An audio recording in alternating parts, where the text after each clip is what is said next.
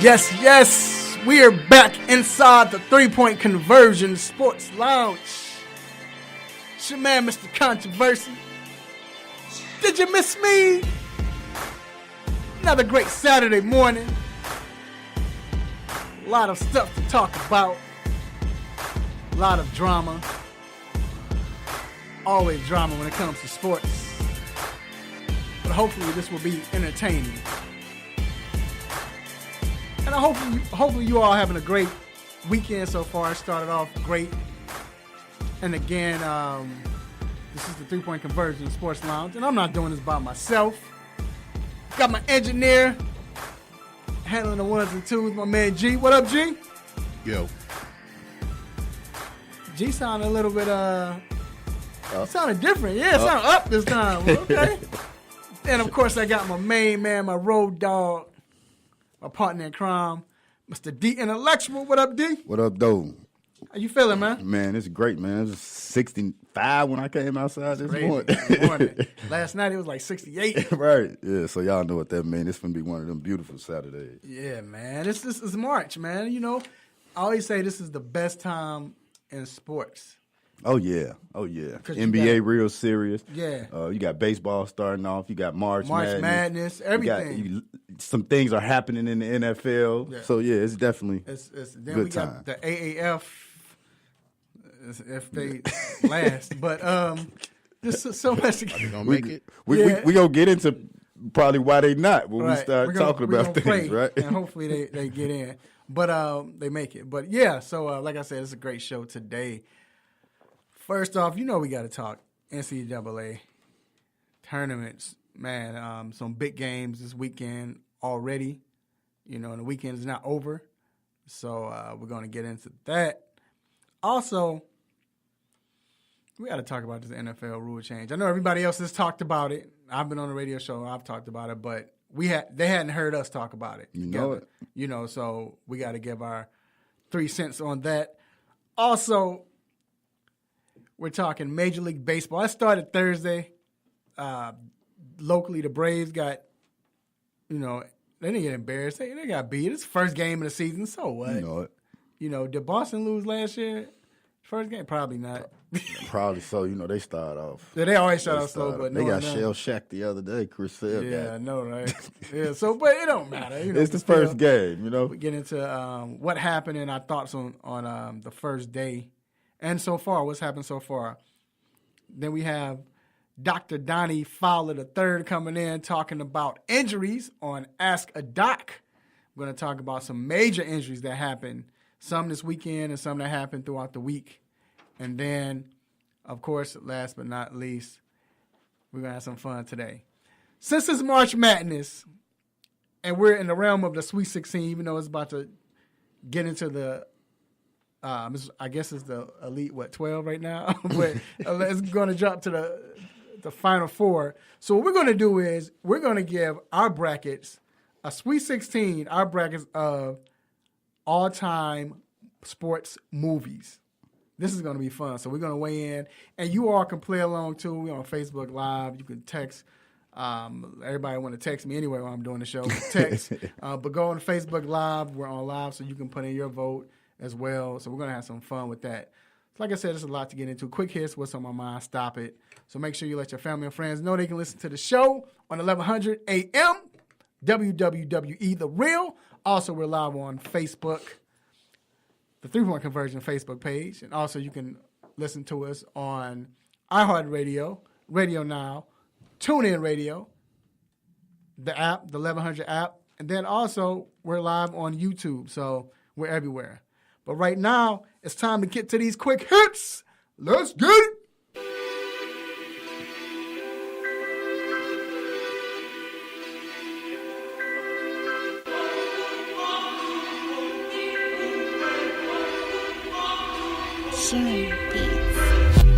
All right, so first we're going to start off. First, I got to say shout out to Sherm Beats. He had a birthday the other day. Happy birthday, brother. Sherm on the beat. Hopefully he did some beats on his birthday. We need some more. All right. Golden State Warriors. Is he a center, forward, /center, whatever you want to play on? It is. No, positionless. Yeah. Jordan Bell if y'all don't know, he was suspended this week for one game for conduct detrimental to the team. He charged something to the assistant coach's Mike Brown's room. I think he's having some fun. It seemed like he's done this before. It's been rumored that it was anywhere from like a candle, a $15 candle, or he ordered porn. Kids close their ears. They weren't supposed to hear that if that's a bad word, but yeah, ordered some porn. Whatever he did, team was fed up and suspended him. People are saying it's not a big deal. He said he learned his lesson. It sounded like he was playing. Yeah. Like playing, but did he play too much? But I mean, he was playing too much. He definitely was playing too much. Because he did a coach, right? Like if he probably was doing it with the players, it probably was one thing. But then it's also depending on the time of the year, right? It's the time of the year where you need to be buckling down and focusing on getting to the playoffs, getting that number one seed and doing that. Even Steph spoke out and said it probably was good for him to learn from this. You know what I mean? Like it ain't gonna hurt. It's not gonna hurt the team. It's not gonna do this. It's just a good way to go forward and know when to do it and when not to do it. There's still some maturation to go for him because I think last year at the championship parade, he got a little too lit. Yeah. And Andre Iguodala had to talk to him. Right. So he still has some maturation. And that's what it probably is. If it was Steph or Clay or somebody. Or if it was just this, right? It's probably been some thing. Yeah. And you're not Nick Young. You can't. Right. You know what I mean? Nick Young can kind of, J.R. Smith can kind of. But you know how you got somebody that always play too much. And like he's saying, it's like, you know what? We probably play too much. And they got on coach nerves. And that's probably why Steph was like, it's good to, like, dude, play too much. But Steph could have got away with it. Draymond could have, it would have been funny. Because he doing it, it's annoying. Like, you're not averaging 30. Right. Moving on. The NFL PA. Well, first of all, it came out earlier that this week, the AAF, the commissioner, what's his name? Tom Duncan or something like that? Whatever his name is. He said that basically he was upset and that the NFL is not backing him. He want the NFL to send players to the AAF because they look at it as a developmental league. Right. The AAF does. Well, the NFLPA came out and said that they have no real incentive to help any developmental leagues. You know, NFL ain't messing with that. They hadn't done it since they've been out. I mean, CFL, whatever that was. What was it? The World League or something like that? Anything, pretty much. Like it doesn't matter. And in this case, with the NFLPA, these are the players that don't see it. That's the difference. Because it's like, I'm not going to help this guy try to get my spot. Right. Because that's what they're worried about, losing their spot. But even with that, that's kind of like, I want to, like, it's kind of bad. And what I mean by it is, you should be trying to help, right? And these people are like, even if they get on the team, they're gonna be like third on the depth chart. You know what I mean? Fourth on the depth chart. Yeah, but the guy who was third on the depth chart now might be fourth or might get cut. I mean, this is kind of the same thing to where the NBA players didn't like the guys coming straight out of high school because now if these guys are coming straight out of high school, now they're coming for my spot.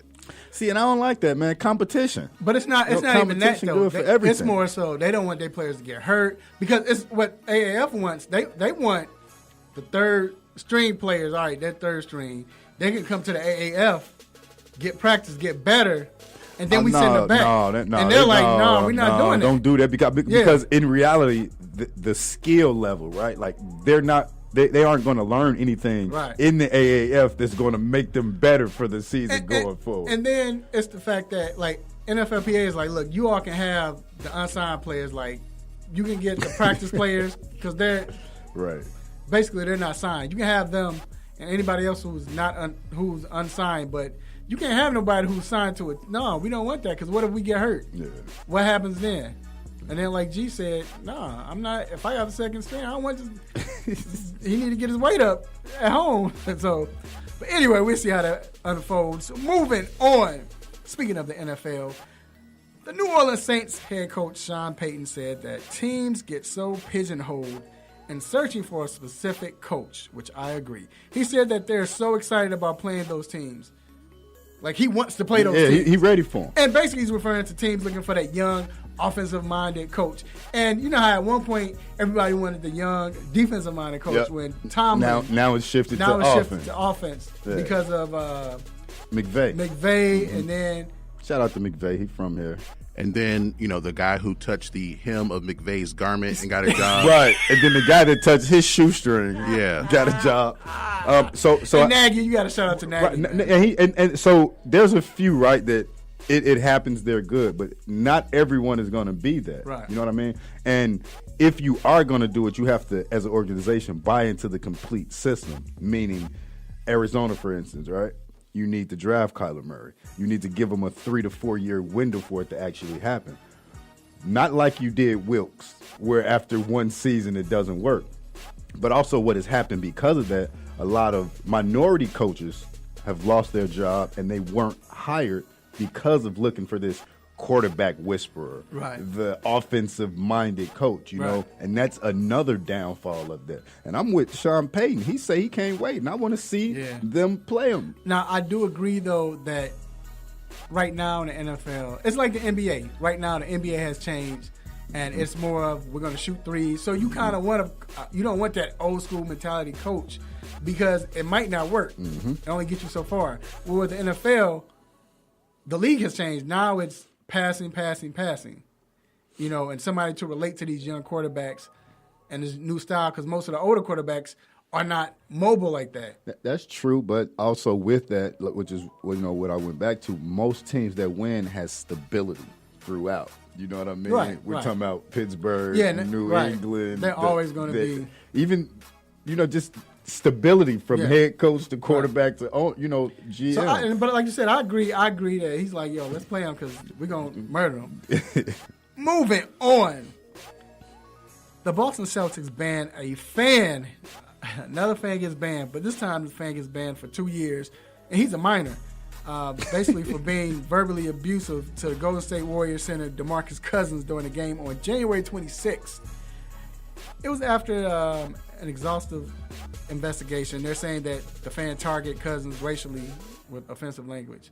Now, I think I heard Dolan made a call to what's the guy?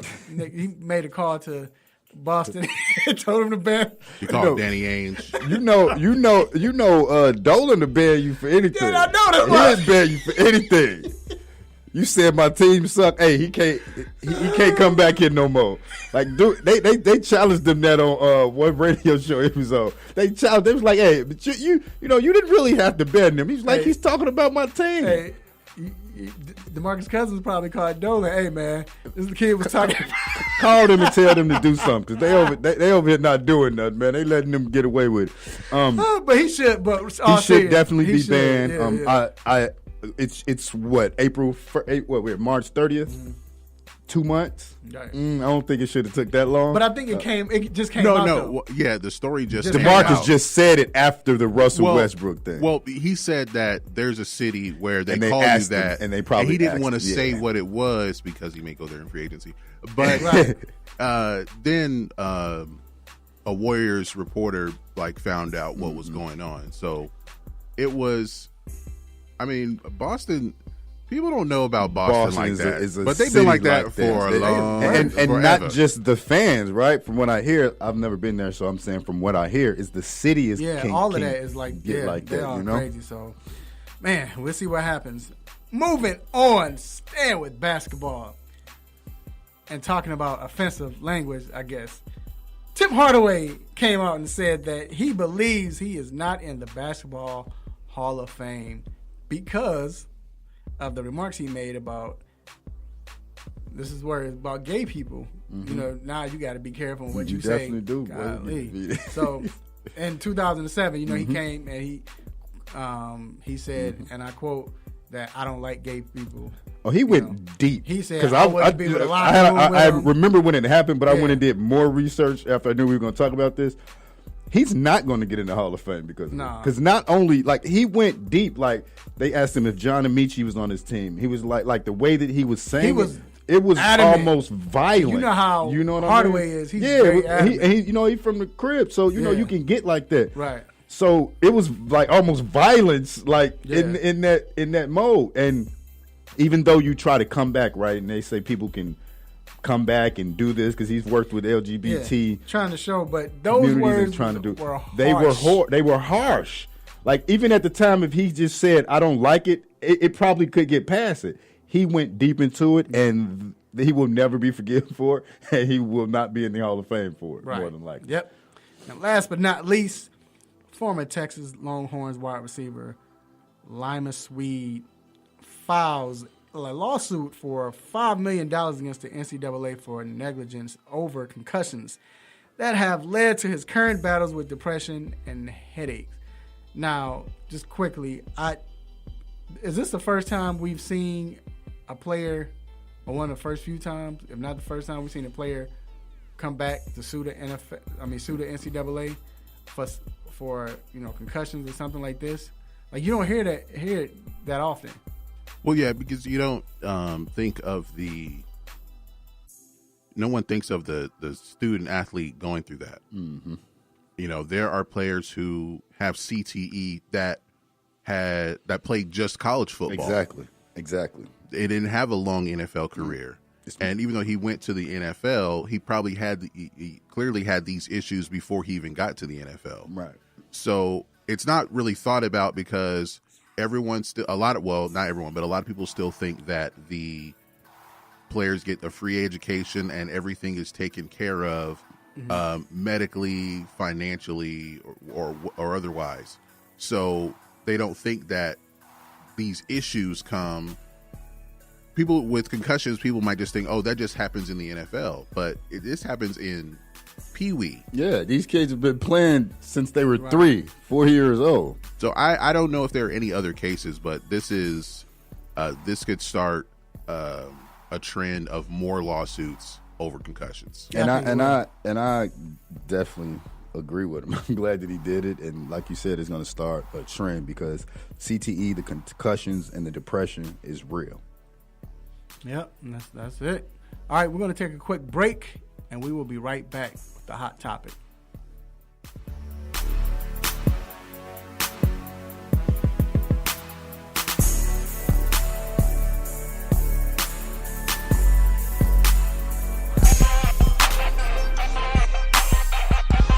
Hey, what's good? It's your boy Nate Burrows from the NFL Network and CBS. One of the illest to do it. Hey, you listening to the 3-Point Conversion Radio. Don't you go anywhere. It's lit. It's lit.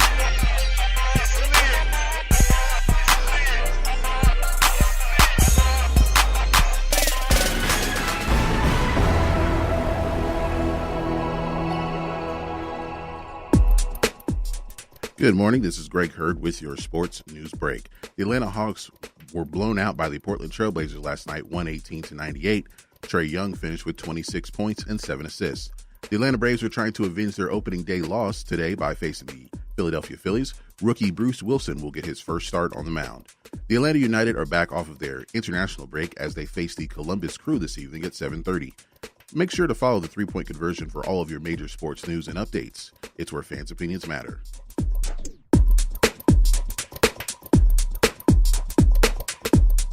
Hey folks, Handsome Josh is here to reveal some big news to all the AM 1100 listeners. I have an app.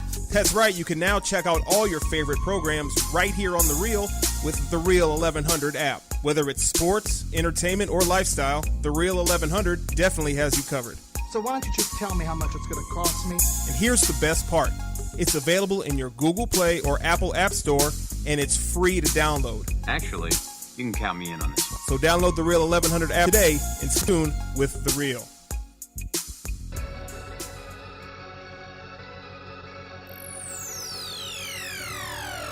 Ladies and gentlemen, this is Cat Williams, and you are listening to 3-Point Conversion Radio.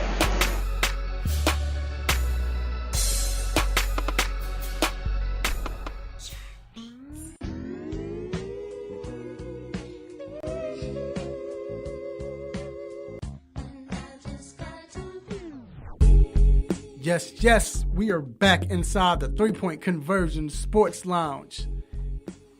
And I'm your host, Mr. Controversy, with my man D Intellectual. Yo. In this next step, This next segment, the Hot Topic, is brought to you by Cindy Cuts Barbershop, located on 3000 Chapel Hill Road, Suite 206, Douglasville, Georgia. Make sure you check them out. As I always say, no one has an empty chair. No barber has an empty chair. Great people, great barbers. You need that fresh cut, need a lineup, whatever you need, they got it. Great with the community. I mean, just great talk. Just that place, like I said, if you don't want to be at the house with the wife or with the lady, you just want to just chill for an hour or two, whatever, however you do, go there, man. It's perfect. Perfect place. Shout out to Dwayne Chambers. He is the barber. When you come in all the way down on the left, the last barber on the left, and you can follow him on Instagram at Simha the Barber. That's SIMHATHEBARBER. Also, shout out to my man B.A.D. And Frank. So today, I was there this morning, and they tried to triple team me and was going in on me. B wanted to get me to stop it 3 times. He gave me a stop it 3 times and all that. So that's all right. We going to roll up there. Me and D and G, we coming up there, dog. We got you. They got my back. But anyway, shout out to those gentlemen. So, of course, everybody knows the rule came out that now coaches and officials, after 2 minutes, can of each half can challenge if there was a pass interference or not a pass interference. D, let's jump into it. How do you feel about this? How do you think this will affect the game? So it's kind of twofold for me, right? After the play last year, a blatant pass interference, it wasn't called. You kind of wish that there was something in place. But I'm also old school. You kind of like want to let the game go and have the eye test. But it's been proven again and again that the referees aren't there. I think there's a lot of options you could have done, right? Like maybe another line judge, another situation that looks at another person that looks directly at this, that, or I think there's a few things that could have happened. I don't think it necessarily had to have been that, I don't know. I don't want to say like after the play, you got somebody from the NFL referee looking at it and calling it afterwards. I'm not sure exactly what it could have been, but the replay, because a coach can throw the flag and it could have been one of them no call pass interference calls, and then now they go and call it because of the replay. Yeah, I feel you. G, what are your thoughts? It's just going to make the game longer. But why does everybody say that? Because only reason why I say that is, you still get 2. It's not like they get extra calls. It's just 2 calls. So you still got to use your 2 flags, your challenge flags, like normally. Well, it will make the game longer in certain moments. If this is within the last 2 minutes, and there's going to be a lot of the game can change on these calls with pass interference, and it's a spot foul, right? So you're going to see teams, desperate. They're going to throw 60-yard bombs and hope for a pass interference. Mm-hmm.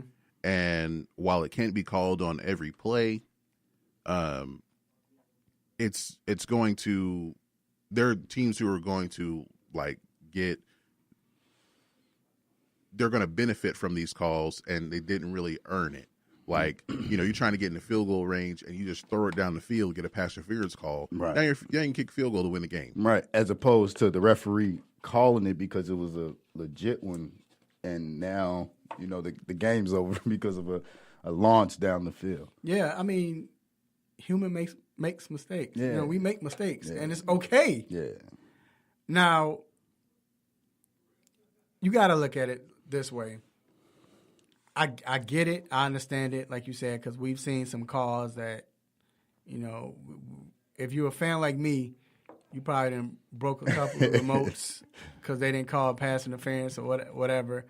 But I look at it like this. I think, as G said, it changes the way you approach the game because now you're liable to take more chances. Mm-hmm. Again, from if I throw a bomb, that's what in I the was third going to say. in the fourth quarter With 2 seconds yeah, left. so or not even two, just that or whatever. But I'm saying you throw a bomb, you down by 6 with a minute or something left in the game. You're at your own 30-yard line, 40-yard line, whatever. You got somebody who can sling that thing, and they throw a bomb, and next thing you know, it's a pass interference. It's not called, and they go back and review and look at it, and then it is all of a sudden now it's at the 1-yard line. Mm-hmm. That's a big change, like big momentum swing. And not only that, it changes the game. Mm-hmm. I think, so what I was talking about, like let's check out this play. Down by 3 on your own 40, because most quarterbacks probably can throw from their 40 to the end zone, right? Mm-hmm. You're throwing a Hail Mary. How much pushing goes on in the Hail Mary play? You know what I mean? I would hope that they wouldn't be able to use it in this situation like that. Yeah, but I don't think the refs use that because they understand.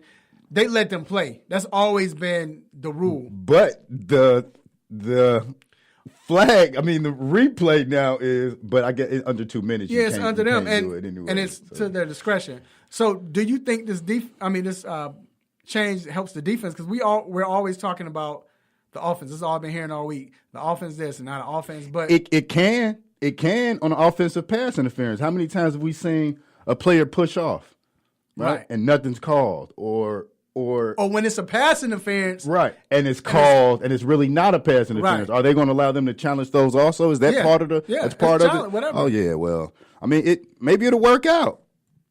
Maybe it'll work out. How long will it last? You know. Well, and then again, since you say that, that's mentioned that it's supposed to be only for 1 year. It's a trial for 1 year. But we all know usually when they try out things, it's really not a tryout. It's there to stay.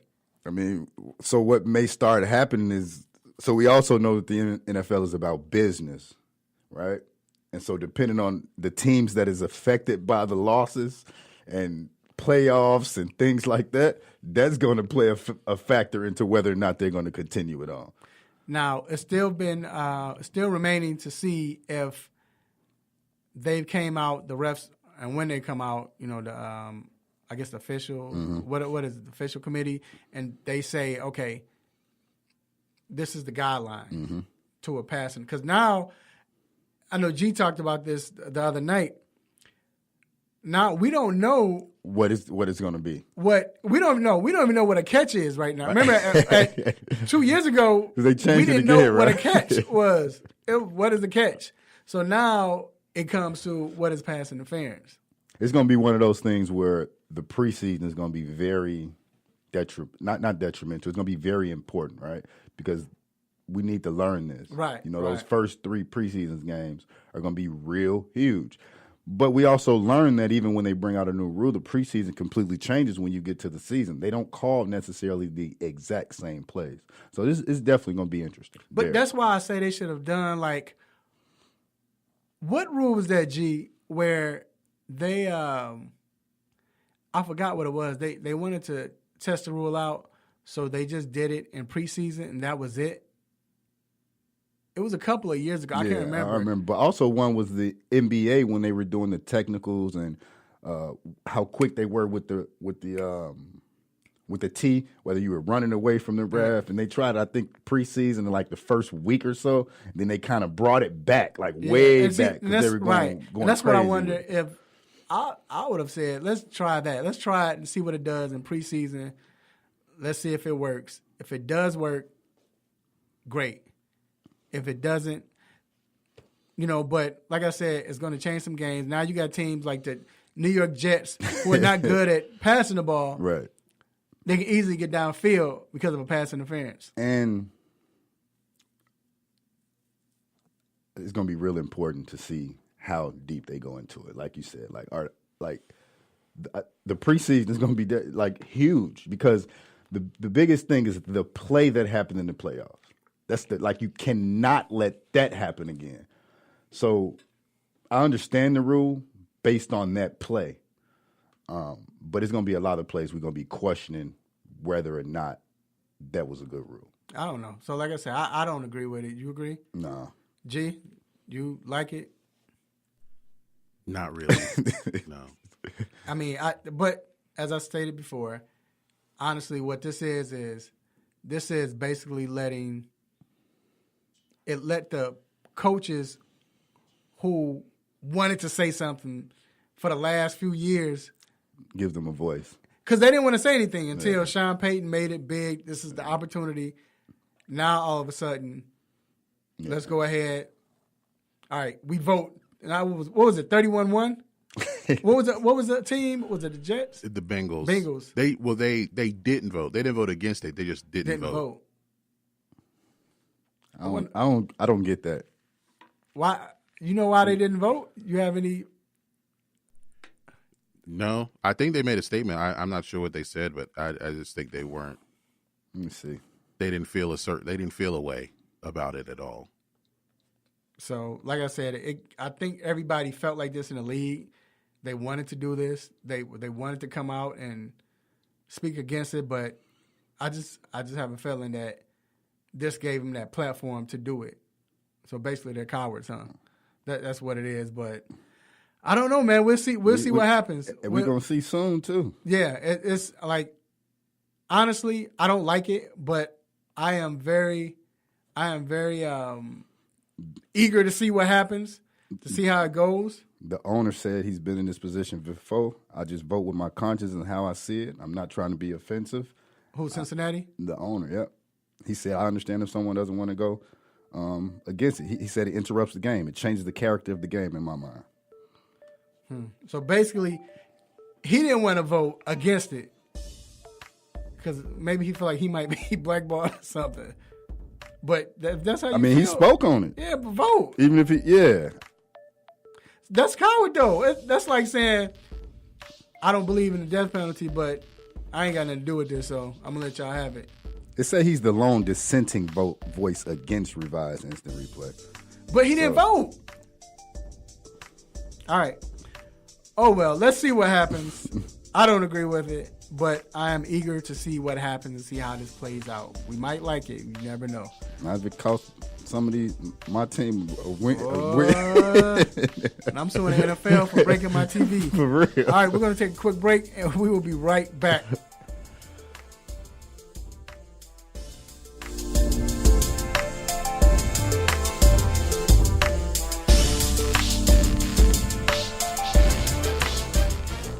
What's up, man? It's Meta World Peace. Shout out to the 3-Point Conversion Radio.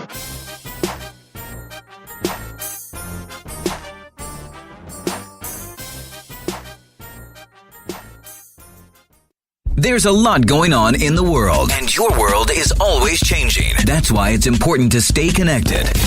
The latest news, the latest entertainment, the newest music. If it's in the air or on the air, it can be in the palm of your hand, wherever you are, with the iHeartRadio app.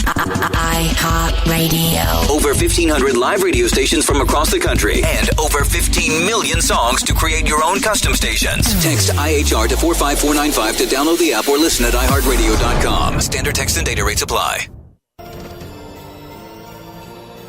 Hey, this is Gary Payton. Y'all listen to 3-Point Conversion Radio. It's the bomb.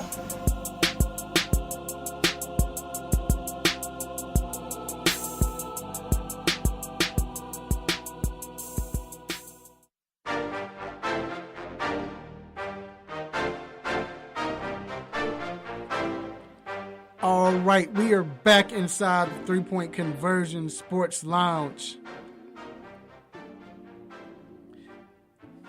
March Madness is here.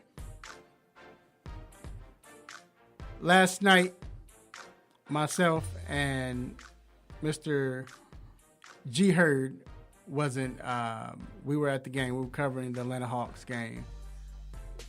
And I didn't get a chance. I was peeking in, I put on the video just a little bit, put on the game as far as tournaments, NCAA tournament last night.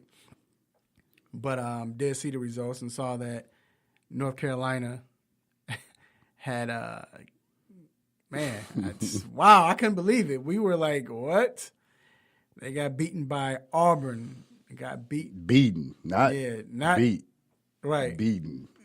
Like an old dog out the backyard. Like get the switch from the backyard tree, beaten. Now, I got to say this. First, I was laughing. Me and G was laughing last night because Vince Carter became Houdini and snuck out there. I caught him, though.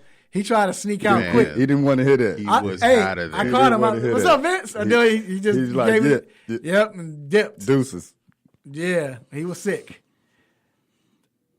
So I want to ask you, first of all, you watched the game last night. We saw the injury. We'll get into that with my man Okiki. Do you think that they can rebound after him getting injured? I'm not sure. Last night he had, so it was like, I think he went down with like 8 minutes to go, 8 or 9 minutes to go somewhere in there. He had 20 and 11 then. So he was like on his way to like a huge game, right? Right. So in some of his other games, he had like 12.6 rebounds, things like that. So maybe someone else can step up. However, he's a big guy. And now they're going up against Kentucky, I think. Let me double check. Give me 1 second. Sorry. But I believe it is Kentucky, and they got some big boys. Yeah. And that's a big body to be losing. Right, they're playing against Kentucky. It's some big boys. But I was speaking on it earlier. So every year we see this team, right, that barely makes it out of the first round. And when they barely make it out of the first round, they kind of work their way to the Final Four, like just because they almost lost to New Mexico State. Like they should have lost. Right. And then we see this team kind of like get on a roll. This could be this year's team that gets on that roll. The injury, though, whew, that's but tough. But even that, right? So then that becomes controversy, right? Like another hurdle to climb. Right. So then they do what? They get more energy, and someone else steps up, and you know what I mean? Like every year there's that team. So maybe they get two players who usually average 4 points, and now they each score 13 and 15 because this one guy was out. And then we saw Duke escaped. Man, look. I don't know how many times that like man, look. The third time it's going in. Man, look. Somebody I was speaking earlier on this. That was like 2K. The last two games that they won was like 2K. Like somebody in the back shaking the rim, like the ball goes in. We saw Dawkins' son miss the tip, right? And then this, like when I tell you that, the play was perfect. Yeah, it looked out of bounds play was perfect. They screened Zion. He went under the screen. They threw him the oop. He had enough time to dunk it. He could have finger rolled it. He kind of batted it. And because his body weight was taking him to the left, him batting it, the ball batted to the left. And he was like, he kind of fell back, and, it was no foul because no one was near him. Zion didn't jump. Like, the Duke gods have been doing their job this year. And I keep saying, I think they're destined to win it because of situations like this. They first game, I don't call it a scare because it was just their way of, they hadn't played in a week. This team was ready to play them. Then all of a sudden, the second half, they came out and blew the team out. But against UCF, that was a game they should have lost, I think. But they battled back. And then this game right here, I just think it reminds me of, I talked about this off the air, it reminds me of, you remember Duke when they played Kentucky, was it 92? And when they had the famous Christian Laettner play. And then all of a sudden, that was to get to the Final Four. And then all of a sudden, they won. Like, how'd you even get that play off? So my point is, like, I think they feel like they're destined. And when you have plays like that, consecutive, seemed like one of them years. Yeah, consecutive games, you like us destined. We can't lose. I didn't know Aubrey Dawkins had a game like that. Let me give him a shout out because I didn't know Johnny Dawkins' son had a game like that. He definitely got game. Well, they definitely gonna have to bring it next because they're playing Michigan State. Right. Like, they're well coached. and they got some young players. I think Brown was one of their freshmen. The way how smooth his jumper looked last night. If it looks like that against Duke, they need to be ready and prepared. So that's definitely going to be a great game. So let me ask you all, is this the best NCAA tournament y'all have seen in, maybe 10 or 15 years? I'd say definitely the last 10 for me. This has been very interesting. I think there have been a lot of every year is going to give you that at least one good game, one great game. I don't know what to measure it up against. But I will say it's been a good tournament. We've seen. Okay, you said every year you might get one good game. We've seen like 3 or 4. It's been 3 or 4. More. You'll get at least one. It happens every year. I don't know what to measure it up against. Right, I feel you. But it's still been a very good tournament. We'll measure it up against this.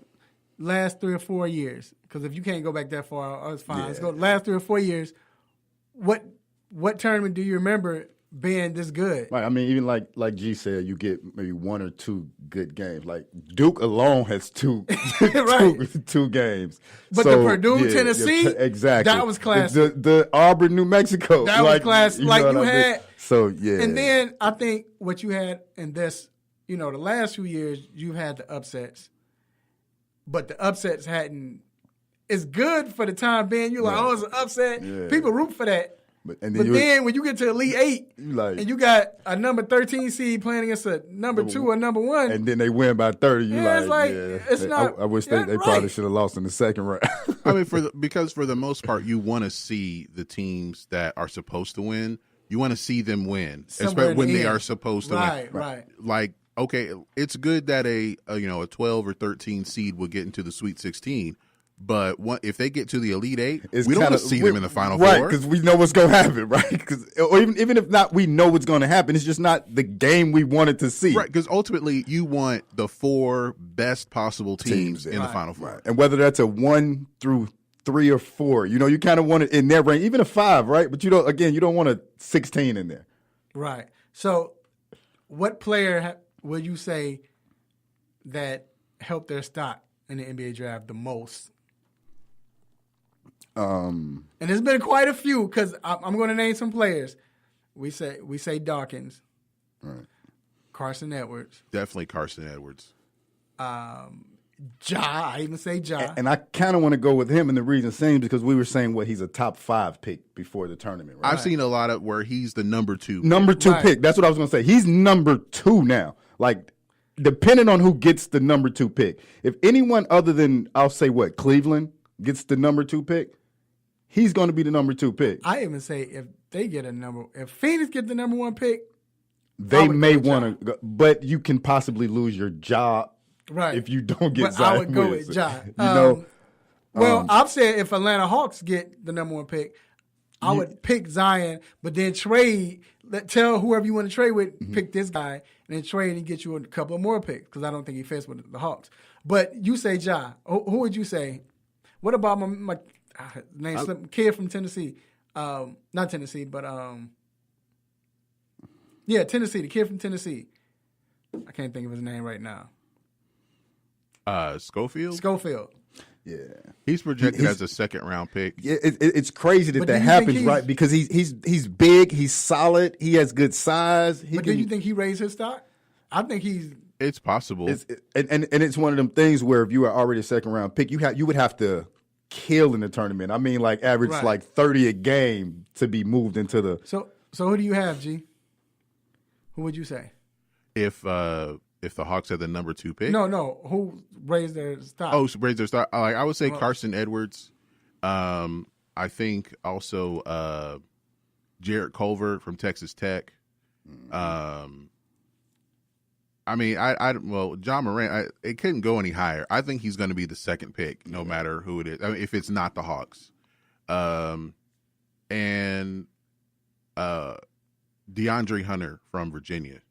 His stock has been going up as well. Mm-hmm. I like Kobe White too. So I was watching him last night. He had a bit off shooting night, but he's relentless. Like he goes, like he gets the ball and like they down the court, and he has size. He's 6'5". He went baseline, two-hand dunk, and got fouled, and he's a point He guard. don't look like he's 6'5". He sure does not. But he's 6'5", probably 6'9" with his hair. He looks 6 feet tall. Yeah, he does. Wait, are they using his does. hair? Because that don't count. He doesn't look. 6'5". So who I have Dawkins. I think Dawkins really has made an impression. The way he played, then he was clutch.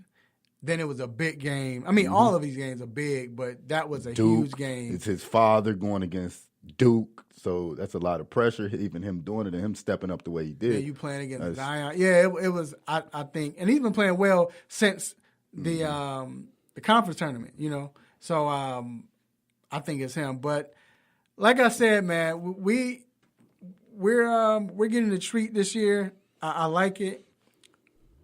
I think that if you're not watching it now, I think you should start watching it right now. Because even from today on, it's going to get better. Because you have good teams there. Yeah, solid teams. The teams want to win. Like, these teams want to win. You see it when they're crying and all that, man.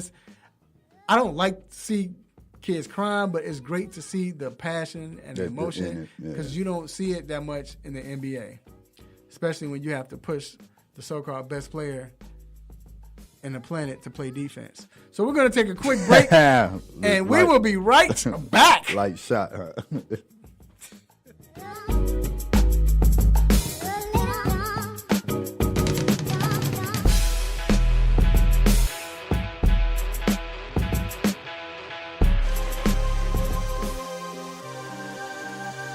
Hey, this is Brittany Griner from the Phoenix Mercury, and you listen to the 3-Point Conversion.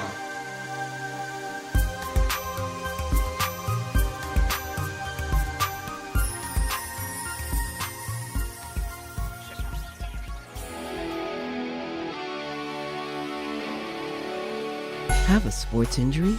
Need to see an orthopedic doctor? Ortho Atlanta is one of Metro Atlanta's largest orthopedic and sports medicine practices, providing orthopedic and sports medicine care for the whole family. With 37 physicians and 14 offices, the practice provides the highest level of care for injury of muscles, joints, bones, and spine. Ortho Atlanta offers convenient access to a full range of musculoskeletal surgeons and specialists. Ortho Atlanta also offers on-site physical therapy, pain management care, MRI imaging, and workers' compensation care. The Ortho Atlanta Surgery Centers in Austell and Fayetteville provide cost-effective, same-day surgical procedures in an accredited outpatient center. Hip, knee, shoulder, back pain? Ortho Atlanta has you covered with specialists in all areas. Same-day appointments, orthopedic care for the whole family. Ortho Atlanta, Atlanta's choice for orthopedic and sports medicine care. Learn more at www.orthoatlanta.com.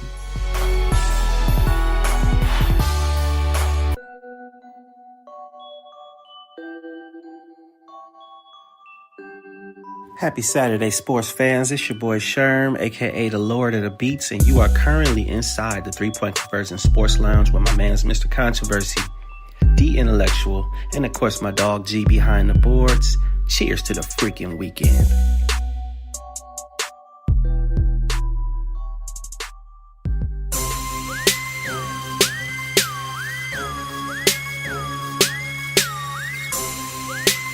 All right, we are back inside the 3-Point Conversion Sports Lounge.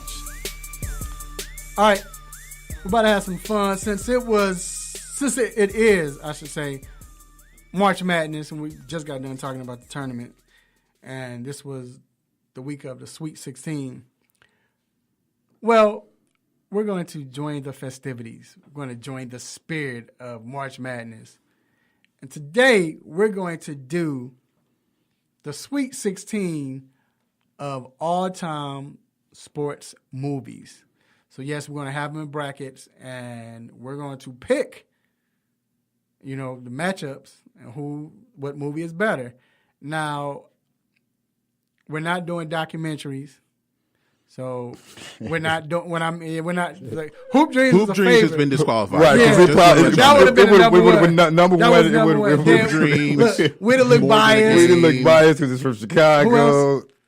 More than a game. All right. the 30 for 30s. Right. Disqualified.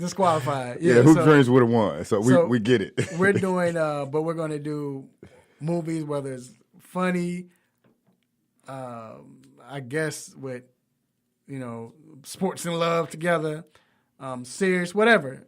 It's just sports movies. And like I said, we're going to pick. Then we're going to get, once we pick to where we get to the Final Four, we're going to do the Final Four on next week, along with the Final Four of college basketball. So I'm going to let G take it away. All right. So we'll start here with we have 16 movies based on a list that we each made a list. These are all movies that we've seen. So there'll be some movies that didn't make it, but maybe we hadn't seen them. For example, I've never seen Raging Bull, so it's not in there. Right. Me neither. All right. So these were randomized as far as seating. Mm-hmm. All right. So we have the first one is Above the Rim versus He Got Game. Ooh. What? You start off like that? Ooh. Oh.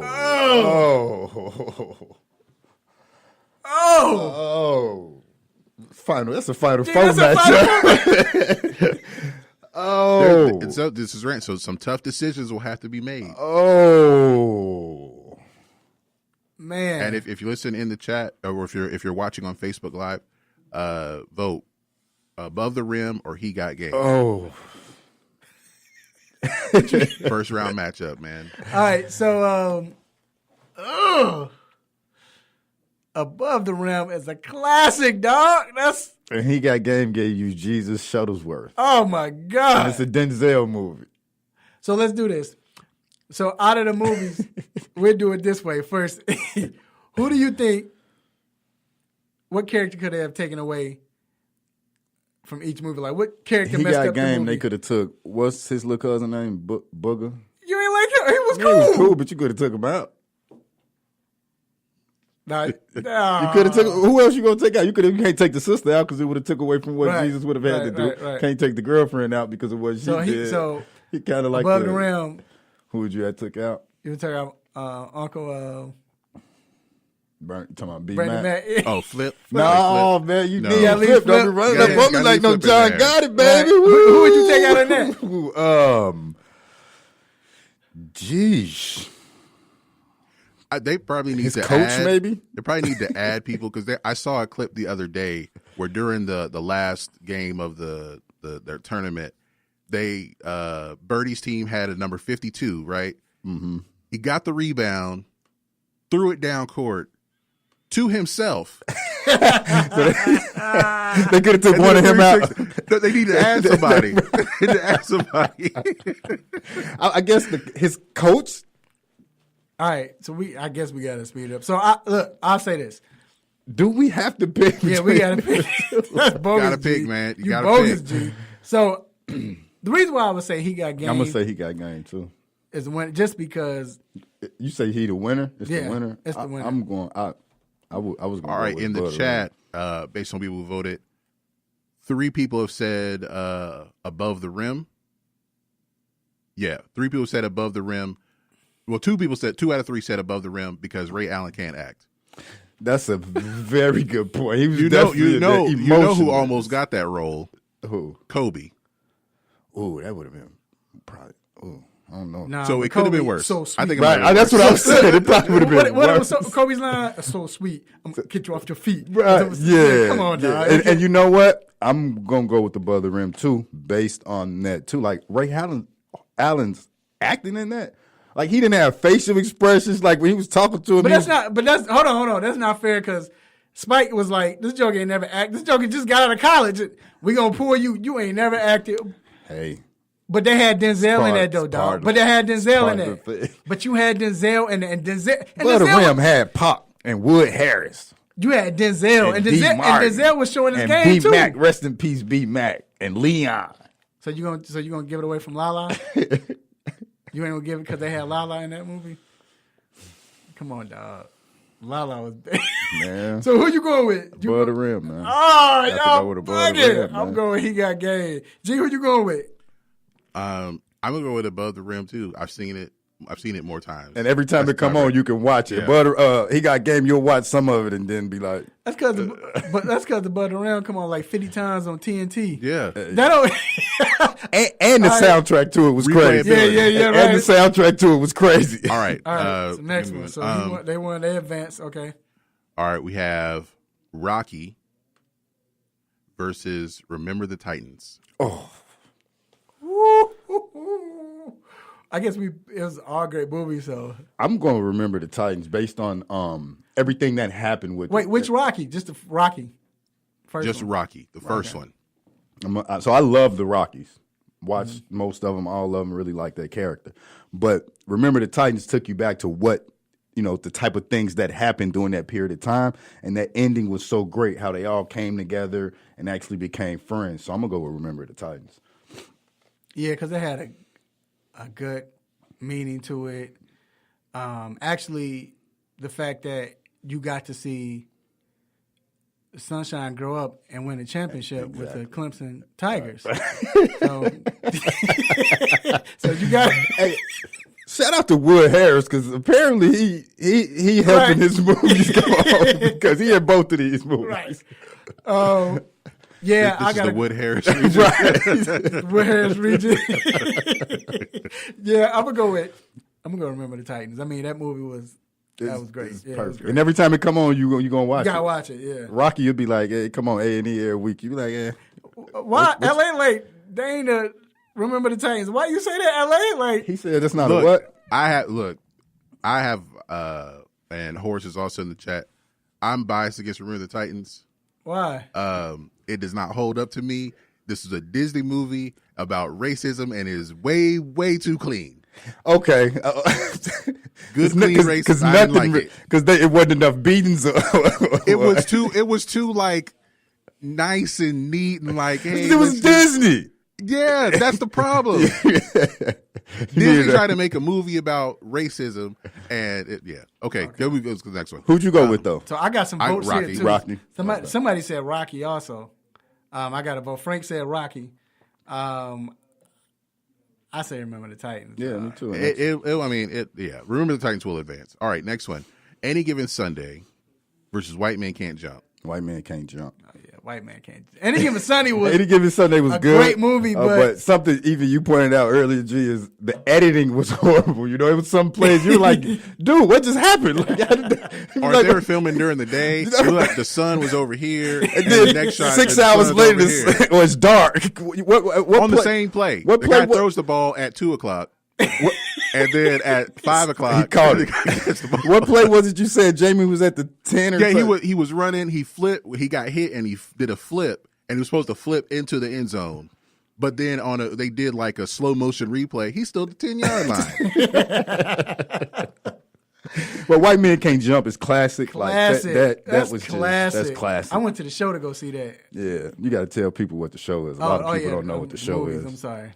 That's a Midwest thing. Yeah. I heard you say pop the other day. Anyway. Right, pop, gym shoes, all that. Right. But yeah, I'm going with White Man Can't Jump. All right, next one. Blue Chips versus Rudy. Wait. On White Man Can't Jump, the only reason why I might have got a point taken is when Sydney traveled. When he did this behind the back. Oh my God. But one of the most classic lines, I know we got to move on. You know what? I'm finna go to the car, get my gun, I'm finna shoot everybody. Right. But go ahead. Yeah. Shout out to potential Hall of Famer Marcus Johnson. Right. All right, the next one is Blue Chips and Rudy. I ain't gonna lie. I ain't seen Rudy all the way through. I've saw it all the way through. Blue Chips, though. Yeah. So it was a lot of bad acting in that, too. But it was the first movie where you had most of the athletes, NBA. Not only that, it was real. It actually It showed what happens behind the scenes. Rudy wasn't that. It was just okay for me. Shout out Damien. He said on White Man Can't Jump, Sydney was the original James Harden. Legit facts, big facts. Shout out Davian, man. I'm going with Blue Chips. Yeah, Blue Chips. That was the first movie that it showed you what was going on. Like you said, you had good acting with bad acting, but I mean, they didn't do that bad. It wasn't like right. It wasn't like Ray Allen, or it wasn't like Belly. Oh yeah, right. But it was good. Let's go to Africa. What's T-Bob's favorite line? I mean, but sincere. What do you want to do? Oh my god. Yeah. Okay. But I like Blue Chips though. All right, let's move on because I know Horace likes Rudy. Mighty Ducks versus Karate Kid.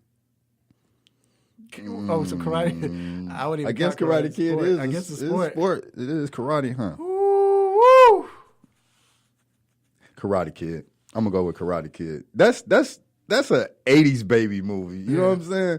Like everybody saw Karate Kid. Yeah, you gotta go with Karate Everybody Kid. knew Mr. Miyagi slapping his hands together, rolling them up. The part when he rolls up. And you done tried to. Everybody tried to do that kick. I done kicked my sister about 3 times in the face when I was little trying to do the what was the swan kick? Yeah, and he had a game. I'm gonna go with Karate Kid. All right.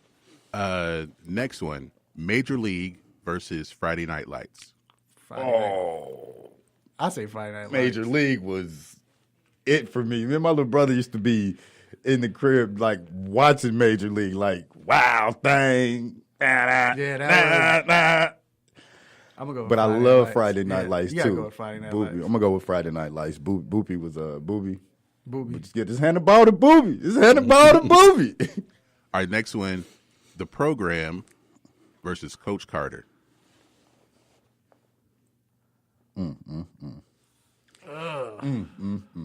So here's the dilemma, right? Both were so real, and what I mean by it is how the program was, like the doping, doing the certain things outside the lines of what happened, how the coach looks the other way. Right. But Coach Carter was so real because this is what happens. This is what happens in the hood, right? Like this one player the left the team to help his cousin to do drugs, and then he gets killed and coming back. Like that's what happens. Man, who you go with, Mr. Controversy? I think I'm gonna go with Coach Carter. Yeah. I want the program though. I like the program. I really like the program. It was also you want to say the program? Holly Berry was in that. Omar Epps. Program. It was real good. But I really like. Let's go Coach Carter. We'll go with Coach Carter. I'm gonna go with Coach Carter. All right, and the last first round matchup, Field of Dreams versus Space Jam. Field of Dreams. I'm going with Space Jam. Y'all. I'm going with Field of Come Dreams. on, y'all. Space Jam was that joint. I just watched it the other day. Look. And it was some people out here that look like the Monstars too. It was ahead of their time though. It was, but Field of Dreams is classical. Like you learn about baseball. They got Shoeless Joe Jackson out there. Like the things, like it can come on right now. Matter of fact, it's probably gonna come on today on AMC or something. I got Space Jams. We let them figure it out. I'm going with Field of Dreams. What you got, G? I'm gonna go with Field of Dreams on that one. Come on, Space. Come on, man. It's a cartoon. Well, we need to go, and we'll come back to this. Yeah, right. Quick break. Yeah. All right.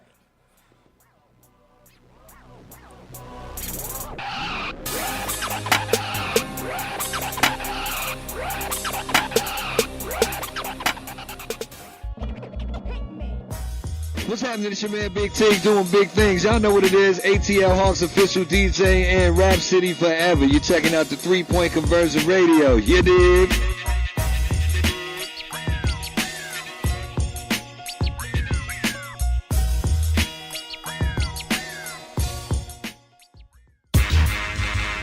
You are tuned into WWE AM 1100. The opinions expressed during the sponsored programs on this station are strictly those of the program hosts, guests, and callers and are not necessarily those of Beasley Broadcast Group, this station, its staff, other advertisers, or agencies. Are you tired of avoiding great tasting food because you want to eat healthy? Well, Salad Express will fix that problem for you. Salad Express is a gourmet salad and grill restaurant that gives you multiple options to satisfy your taste buds and keep you healthy. They have over 40 toppings, which are cut fresh daily, 7 homemade soups, and even chili. You can also order hot sandwiches and wraps with choices like grilled chicken, steak, salmon, and shrimp, which can be added to salads too. So go ahead and visit them today at 1055 Mansell Road, Suite 600, Roswell, Georgia, and 1171 La Vista Road Northeast, Atlanta, Georgia. Call their Roswell location at 770-680-5992 or the La Vista Road location at 404-929-8828. And don't forget to let them know the 3 Point Conversion Sports Lounge sent you.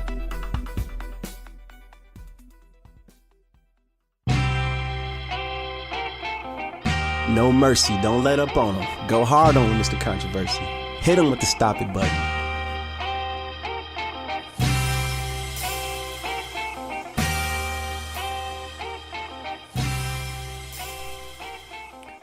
All right, we are back inside the 3 Point Conversion Sports Lounge. I want to take this time to thank everyone who's been listening live, watching us live. Also, everyone who's been supporting the 3 Point Conversion as a whole. We appreciate you. Doesn't go unnoticed. And also, I want to give a special shout out to one of the newer clients right now that is getting their haircut in the chair. We know you missed your appointment yesterday, but you're getting a shout out today. And that's my man, Rashad. What up, Rashad? I see you. You don't see me. And now it is time for the most infamous, the most famous Stop It segment. Let's get it. Stop it. Stop it. Stop it. Stop it. Stop it. Stop it. Stop it. Stop it. Yes, S-T-O-P, new word, I-T. Stop it. Stop it. Get some help.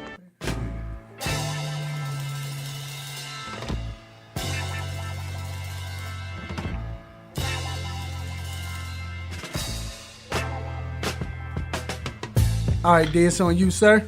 So, usually, we don't hit teams you like or things like that. But my stop it today go to the Bears. The reason why is they traded Jordan Howard this week for a 6th-round draft pick to Philly. So it's not – well, it is because they traded for a 6th-round pick, but it's also because Pace trying to pump us up and act like it was a great trade. Right, like – and – Stop it. Okay, there we go. Jordan Howard, like we spoke about it all week. He was 3rd in rushing since he's been in the NFL, things like that. I understand he wasn't going to fit into their plans, but the only thing I can get is that they couldn't get nothing better. Maybe. And then he got sold on the fact that they were like, we give you a 6th-round pick, but it might be a 5th. It could be a 5th. Like, let me tell you how Philly gets back, though. Because if they lose him in free agency, they're going to get a compensatory pick. So that's a double stop. Yeah, so you made me stop it. Made me mad. All right, I have 2 quick stop it so we can get back to the final 8, Elite 8. I have first stop it goes to Dwayne Chambers. Man, he's made it twice. He says Cool Runnings is the best sport movie of all time, Wait, hands what? down. They're into the NIT version of this. Can I get a stop it for him, though? Stop it. In the NIT, they might win that. Jamaica's first bobsled team. They might win that. Yo, I ain't gonna lie, though. That was dope when it first came out. I don't know that NIT, though. That NIT going to be tough. Yeah, I know. Right? All right, and then my other stop it goes to Saquon Barkley. I understand he's a rookie, and he's going into this first year, as they say in the NFL, the second year. But he said a criticism of Eli Manning, he doesn't understand it, and it's not Eli's fault that he's that bad. Stop it. So it's not Eli's fault that he can't throw the ball down the field. Right. Who? I don't know. Who else's fault is it? All right. So, hey, we just gonna keep the music going, bro. You might as well keep it going. Let's do this Elite 8 and wrap it up. All right. So in the second round, we have Above the Rim versus Remember the Titans. Is that true? Yes. Did Remember the Titans win? Mm-hmm. Yeah. Mm-hmm. Yeah. Remember the Titans and Above the Rim. For me, it's going to be Above the Rim. And I love Remember the Titans. We've already talked about it. But at the time, Above the Rim was before its time. You know what I mean? Like when it came out, it was like it. You know what I mean? Like everybody, like I remember being in, some people can remember this, being in the Brickyard, because that's where the biggest movie theater was, going to see that. Like, yeah, I'm going to have to go with Above the Rim. Man, I'm going to go with Above the Rim. I can relate to it more. Not saying that, I can't relate to the, the racism part, but that's probably what it is. I'm going to go with Above the Rim. You been hood too? Who you going with, G? He didn't want Remember the Titans. Okay. I'm going against them every time. All right, so Above the Rim moves on to the final four. All right. So we have A White Man Can't Jump versus Blue Chips. Ooh.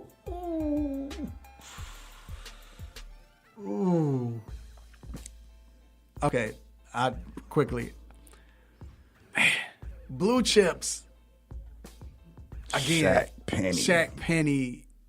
That movie started that Orlando, but because it was so real, like, man, we had never seen anything that really puts you in the mind for, like, as stuff started making sense. Even at a younger age, I was like 14, 15 when it came out. When it came out, like 94. Yeah. So even then it was like, is that for real? Like, you almost didn't want to believe it. But then White Man Can't Jump was like one of the first sports movies. I don't want to say the first sports movie, something like that, right? That was basketball, and like it was like, because when I go bowling, I still say, when I bowl and I leave that hand, it's pretty. It's so pretty. You just keep it up. It's so pretty. Who you going with? I'm going with White Man Can't Jump.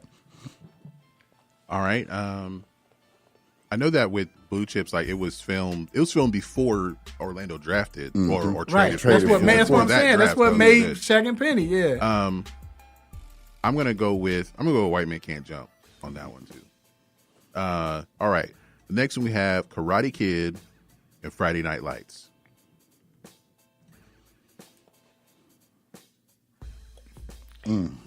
That's a good one. I'm gonna let you take that one first because Karate Kid is like, yeah, I'm gonna go with Karate Kid, man. Karate Kid or Friday Night Lights. I say Karate Kid. LA says that you were 30 when that came out. White Man Can't Jump. I mean Blue Chips. When Blue Chips came out. You were 30 years old.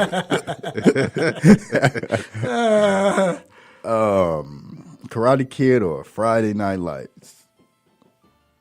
Just get boopy. Just get the boop. No, I'm gonna go with Karate Kid too, though. I'm gonna have to go with Karate Kid. Like, it's just impactful. It was just like everything about it was just crazy for me.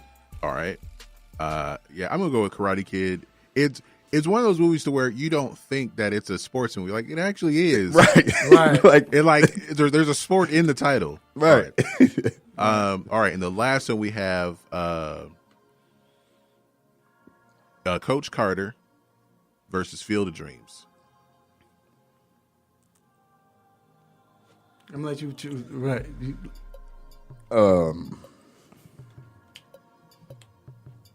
Sports. I say Field of Dreams. Yeah, and I think that's where I'm kind of leaning. The crazy thing is, who was Coach Carter against at first? The Program. I think the Program might have a better chance of beating them. But that's how basketball is. That's how it is. They got upset, didn't it? I got. You said you got Field of Dreams. Yeah, I got Field of Dreams. All right, for those mentioned other movies in the chat, this was a 16 movie tournament. But they thought it started at 64. Yeah, we've been here all day. I'm gonna go. I'm gonna go with Coach Carter. Oh, okay. Who you going with? This the breaker right here. I'm gonna go with Coach Carter too. Yeah, it is Coach Carter. Shout out to JB. I know you said I shouldn't have been going against MJ, but hey. All right. Mike really couldn't act in that. All right, so our final four is Above the Rim, White Man Can't Jump, Karate Kid, and Coach Carter. So Coach Carter's the Cinderella team. So who? What are the matchups though? They were the 14 seed in this random. Yeah, what are the matchup? So it'll be Above the Rim against White Men Can't Jump, and then Karate Kid versus Coach Carter. Ooh. So there will be a basketball movie in the championship. All right, there you have it. All right, we're going to take a quick break, and we're going to play this again throughout the week because this is hilarious. Yeah, that was. That's good. That was we'll be right back with NBA.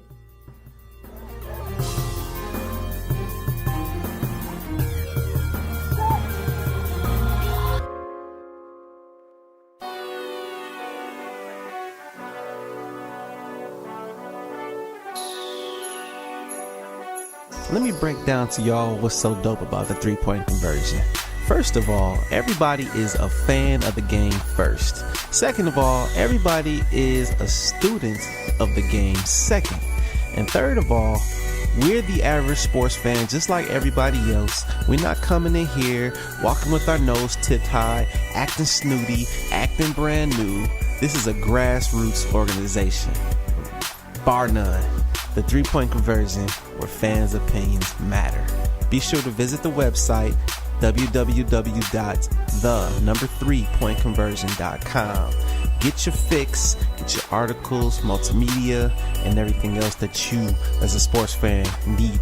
So again, the3pointconversion.com. It's where it's at, man, where fans' opinions matter.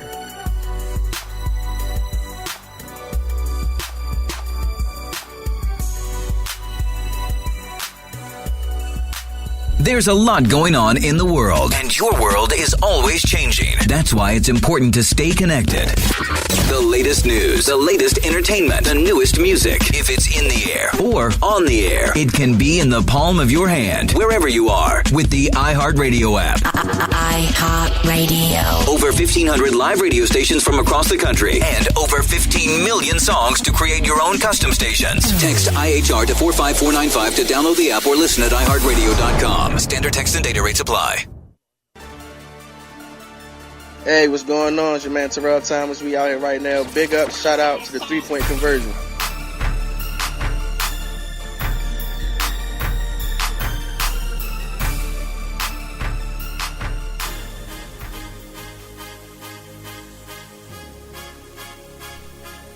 All right, we are back inside the three-point conversion sports lounge. It's time for NBA shoot around. Gee, I should have let you play that clip. I should have gave you that clip of Dame Dollar talking about should Trae win Rookie of the Year. Mm-hmm. He basically said he said it's close. It's real close. It is very close. For him to say that, that Trae is now. It's not. Well, I think they should get co-Rookie of the Year. I think he's in a position where you can legitimately say it is. Yeah. He's Rookie of the Year. For me, it looks like the game has slowed down for him. Like he sees it now. He's able to do it better. The thing is, he takes it personal. I don't know if he's doing the Jordan or Shaq or whatever. Like you have to make something up in your mind. Like this player said this about me or whatever. Because every point guard he plays against. Mm-hmm. Star point guard, he has a good game. He comes out. If they come shoot a three, he'll come back down and shoot a three-pointer and make it and look like what? Chip on the shoulder. And we don't have players like this anymore. Right. So I guess that goes on the next thing that we're going to talk about, right? Did you think he passed Luca? I think they're neck and neck. Because what happens to us, right? Not just us as media, as us as people, right? We think about what have you done for me lately.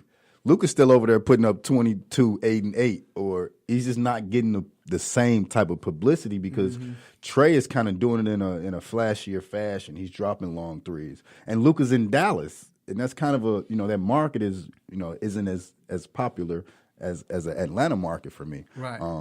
Luca, he just got his 5th triple-double last week, I believe. So he's still doing his thing, but Trae is doing it. And he's doing it well, and it's looking good while he's doing it. He's doing it against Dame. Right. You know what I mean? So G, do you think he passed? Like, even last night, he had, now that you answered, G, but last night, he had 26 points. And you look at that and like, wow, 26 points. What do you have? 7 assists? And you look at that like that's a very good game for a rookie. It's another, but he had only 8 points in the last 3 quarters. Yeah, he had 18 in the first quarter. Yeah. There is, I mean, you can see what he's capable of, but as far as his overall season, I think the vote is going to come down to it's one of two kinds of people. If you watched all the games or a majority of the games, you see how consistent Luca has been, and then Trae has really stepped up his game past Luca after the All-Star break. But even though the numbers, even with Luca after the All-Star break, are actually still pretty similar, but Trae is still making the Luca's numbers. I mean, he's averaging like his numbers have gone up. Going up, yeah. But it's not like a draft. I guess a big difference.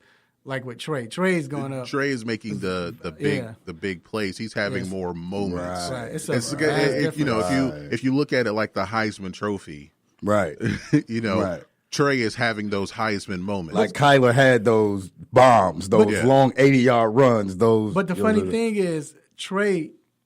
So Trae, like the other day when Trae had like 36 points, or he hit the game winner. But people forgot that same night.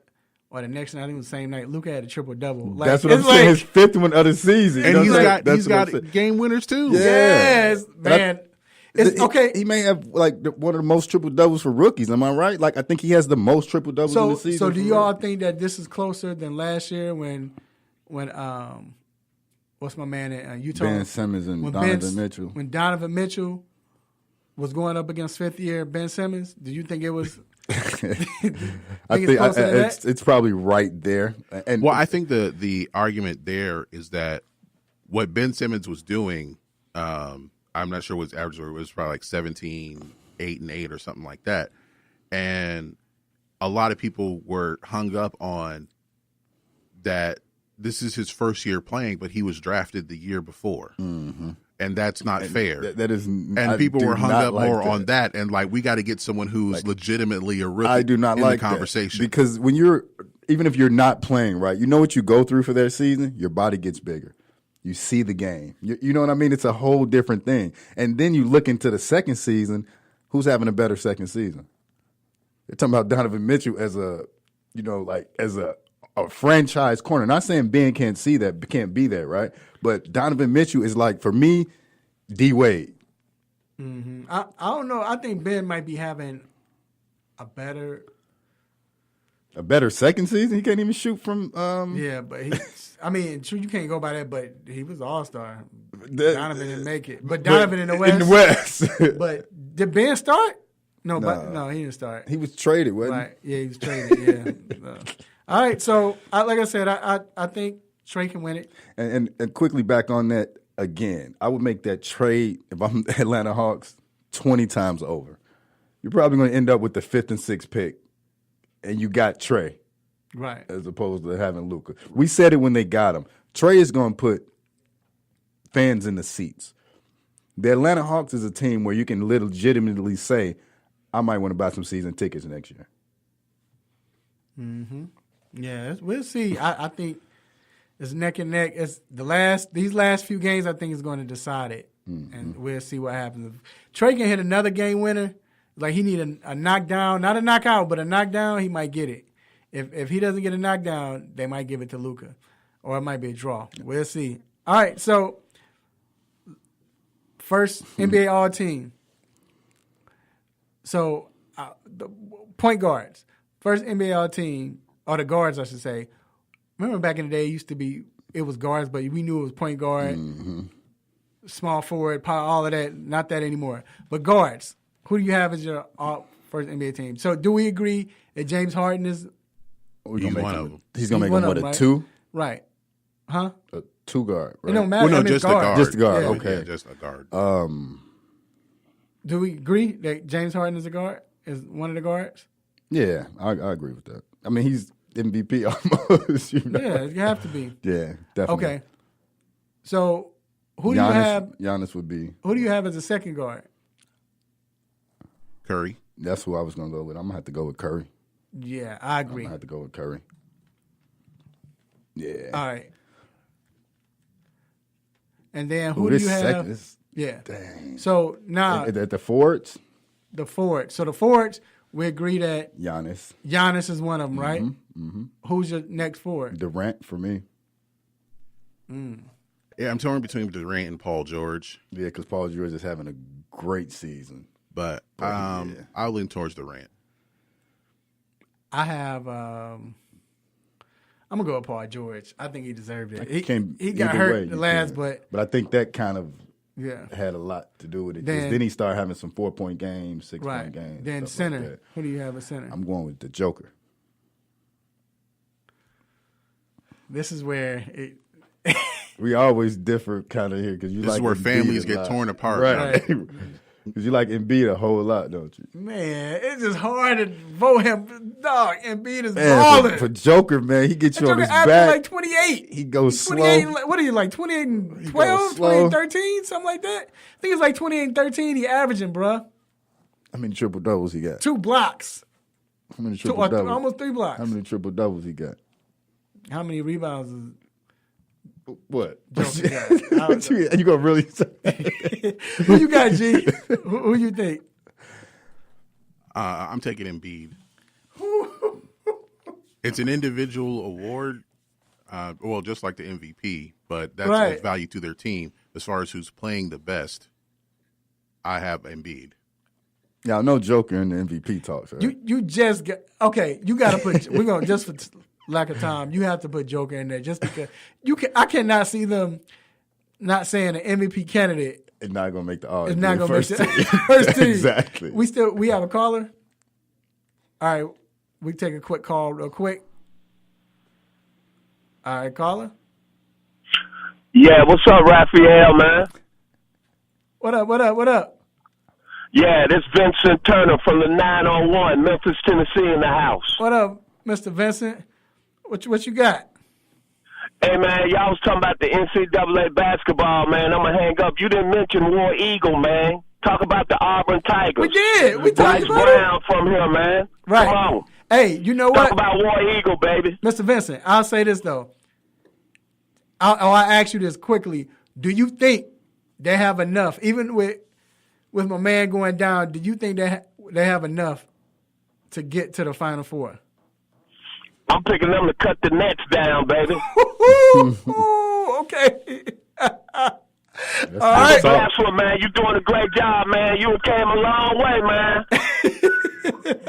All right, man. I appreciate it, man. About, baby. But, hey, appreciate your support on the page, too. I ain't going to throw it out there, but thank you, man. No problem. All right. So we appreciate Mr. Vincent at 100 yards of football. All right. So we got our team locked. We have Steph Curry, James Harden. Mm-hmm. We have Giannis and Durant. No, who did you say? You said Durant. Mm-hmm. Y'all say Durant. I'm going Paul George. I'm going PG. Okay. And then we have we say the Joker. Yeah. I'm saying by default. G says Embiid. So you're not picking with your heart. What you saying? You going?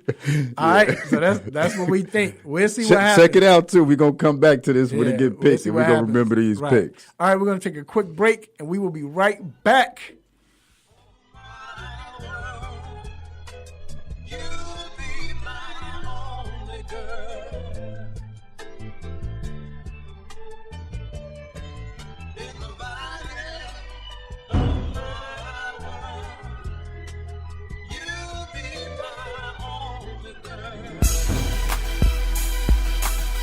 What's going on, guys? This is John Collins from the Atlanta Hawks. You're listening to the 3-Point Conversion Radio.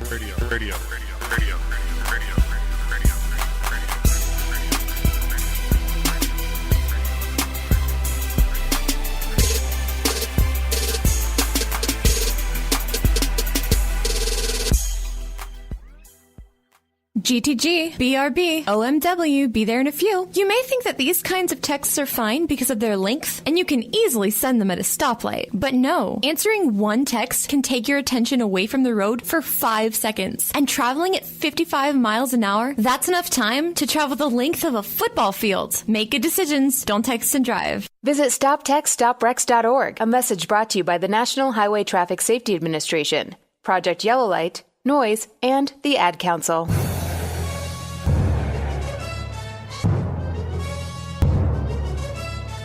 Whether it's quick hits, what's on my mind, the infamous Stop It segment, you got to be there every Saturday morning on the 3 Point Conversion station for the 3 Point Conversion Sports Lounge hosted by Mr. Controversy.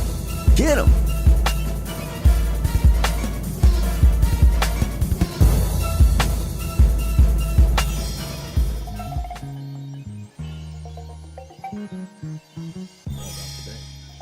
All right, we are back. Let's play just a little bit. Well, that need to be the what's on my mind joint right there. Grooving. All right, so man, baseball. Baseball. I love that sport. A lot of people can't sit and watch 9 innings. I can sit and watch 9 innings. Yeah, baseball. My aunt, grandma, cousin, they sit there and watch them Cubbies. Did you partake in some baseball? I did. The first day. I watched some of the Cubs. I was on the road coming from Nuttenville, Tennessee. No say that. Nashville, but it's all good. it was all right. But yeah, I caught some of them, man, and it's gonna be a fun season. It's gonna be a fun season. But opening day is always kind of because a lot of teams don't even play the second day. Yeah. Then it finishes up the series. But I like the opening day this year. Mm-hmm. The Thursday. Did we do it last year like that? I think it started. Yeah, it did. Actually, it did. Yeah, okay. I think last year was the first year time. because before that it was Sunday night. But I liked it because it was everybody played. Like I said, I don't like the yeah. Sunday night game, and then I like everybody. It's that all right. Let's watch it. Everybody played. We saw the Braves. Julio Teheran. He started off kind of rocky, but he came back and played. Pitched well, but yet still they got blown out. They got to get that bullpen together. Yeah, they got the rookie going. Bryce is pitching today against the Philadelphia Phillies. Mm-hmm. Like I said, I think Donaldson's going to have an MVP year this year. Mm-hmm. For the Braves. I mean, it was a great job for them. They kind of have two. They felt they were okay at third base. Right, but it's a good thing to do because you have this money, and Josh Donaldson out there, you got him for a 1-year deal. He put up big numbers, then you have the kid come take over from him next year or whatever. So that definitely was a good thing. But they need to just go out and get Kimbrel. Right. Seriously, so it can help because when you help the back end of your bullpen, it makes the front end of your bullpen even better because at worst case scenario, you can get Kimbrel out there. He can get 5 outs if necessary, 4 outs if necessary. Right. So let me ask you then. What jumped out at you, looking at since I know you were on the road. Mm-hmm. What jumped out at you the first week? Because there was a lot of stuff that happened, a lot of good things. I tell you, for me, 8 home runs. That's what I was actually saying. Them Dodgers, forget Machado. 8 home runs. That's crazy. Yeah. But what I'm gonna tell you what stood out for me. Bryce Harper being booed already. He got to understand he's in Philly now, baby.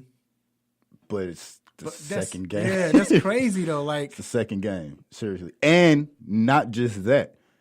You guys didn't know who you guys had because this is Bryce Harper. This is what you're going to get. You know what I mean? He may strike out, but then he may go on a tear that is ridiculous. So you guys didn't do your research. You didn't know what kind of player you were getting. You're not getting a player that bats .330 and hits 50 home runs and 130 RBIs. And do it all in one game. Exactly. 1 game in, 2 games in, you're booing him because he struck out again. A lot of sluggers strike out. That's the name of the game. Okay, what stood out for me and basically compounding on that, and it's only game where I know, but it was just funny how the big money people, what were they, 0 for what? 12 or something like that. Expectations. And I understand it's one game. Yeah, That's how baseball is. Because they'll go through the season. And then get on fire in and then April and May. Have one game and miss, but still. Like Philly fans. When the first game comes, anticipation, right? The anticipation is Bryce Harper going to hit a home run. Machado's going to hit a 2-run double that's going to win the game. Get a double Trout going to get a game-saving catcher. You know what I mean? Shout out to Lorenzo Cain for actually doing that. Right. Another thing that stood out to me was Javi Baez continuing on his tear. Oh, my God. Yes.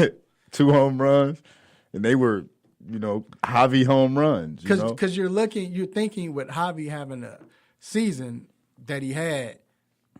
Some type of fall off. You know how he is. Right, some type of fall off. But he didn't. He's not. So that means he worked in the offseason instead of being satisfied with what I did. And not just turning this into a Cubs thing, but the fact that Chris Bryant he didn't have a season like we're accustomed to seeing. He was injured, bad shoulder. You can't hit how you want to. He comes in, he hits a home run. Yep.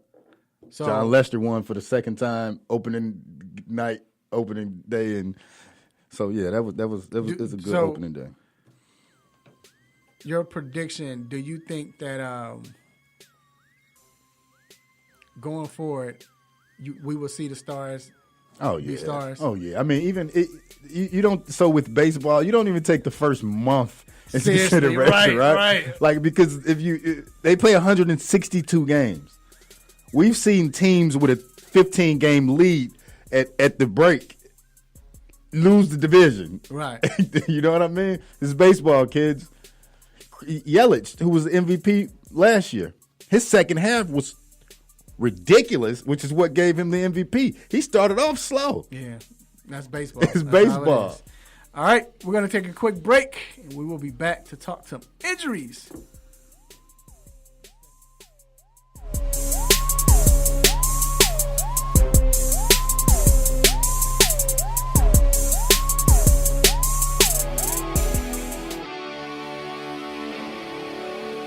Have a sports injury? Need to see an orthopedic doctor? Ortho Atlanta is one of Metro Atlanta's largest orthopedic and sports medicine practices, providing orthopedic and sports medicine care for the whole family. With 37 physicians and 14 offices, the practice provides the highest level of care for injury of muscles, joints, bones, and spine. Ortho Atlanta offers convenient access to a full range of musculoskeletal surgeons and specialists.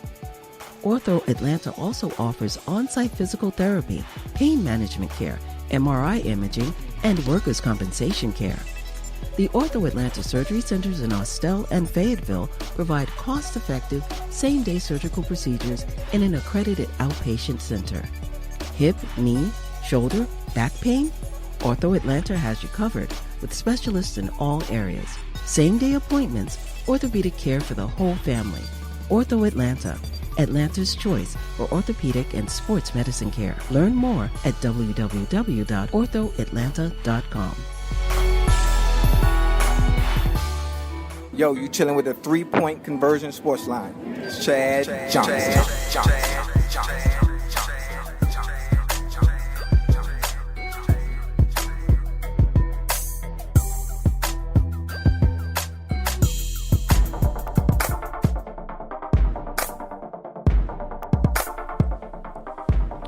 All right, we are back inside the 3-Point Conversion Sports Lounge. Chad Johnson. You know, Chad was one of my favorite receivers. I love when he did. Still one of my favorite all the time. salsa when he hit him with that was my guy. That was my guy. But T.O. had the best celebrations, though. Oh, yeah. When he grabbed them pom-poms, hit you with the... Mm-hmm. Yeah, T.O. was the guy. That was my... Yep. All right. I have another one of my guys who came in. He has no surgeries to do. And he's in here and live in the studio. And that's none other than the orthopedic for Ortho Atlanta, Dr. Donnie Fowler the third. What's going on, sir? What's up, guys? Good to be here. Good to have you. We know you're good. Yeah, so. I might not have come in today if things had gone differently last night. But so wait. I called yesterday and I was calling them, hey, calling, and he was just, hey, everything good? Yeah. It's all right. Yeah. Now this is almost an hour and a half before the game. I'm getting my mind right for the game. But Doc, I love it because that is me all of the way. That is me. The Bears playing. Yeah, that's why I don't really go to sports bars. Yeah, I can't go to sports to watch right. certain things. No, same. Somebody was asking me. I was like, it's not necessarily hearing the commentator, but that does help too because it kind of helps with everything you're doing. But I can kind of think better without all of this, going on. I don't want to throw a plate or nothing when I get mad, and I got pillows set just in case I throw my phone so I won't break it. That's me. But anyway, first off, man, they won. I don't want to say they got lucky, but they won. They let them know who because we're talking about the Duke. The Duke Blue Devils. But this all of a sudden this injury came up with Cam Reddish. They're saying that he might be his status is unclear. What they're saying is his knee. His knee is what they're saying, but. He obviously wasn't hurt last weekend when they played UCF. He kind of went through the week without any obvious reports of anything going on. It was truly kind of a shock, I think, to everyone where 10, 15 minutes before the game, he wasn't out for the last warm-ups, and they reported he was going to sit with the knee. And I heard one thing say that maybe he heard it on Thursday. Someone else said maybe he heard it in a shoot-around. But they're not providing any information whatsoever. So I really don't know much of what to say at this point. I think they need him because he's arguably their best three-point shooter to stretch the defense. But I also wonder, and of course we were talking about this a minute ago off air, I have conspiracy theories. I think Coach K is a stand-up guy. Doesn't bring negativity to players or the team, but maybe there's a small chance that there was some kind of team violation, some kind of breaking curfew, whatever it might be, where he said rather than announce that, we're just going to go with a knee injury and leave it at that. I don't know, and it's probably not that, but 10% of me thinks that could be the case. He's also one of the best perimeter defenders, so yeah, that length. That's big. Yeah. All right, so let me ask you this. We saw the injury with Okeke and with the Auburn sophomore. The way it buckled. Mm-hmm. Why? What is it? What would cause that? Yeah, I think his foot kind of slid.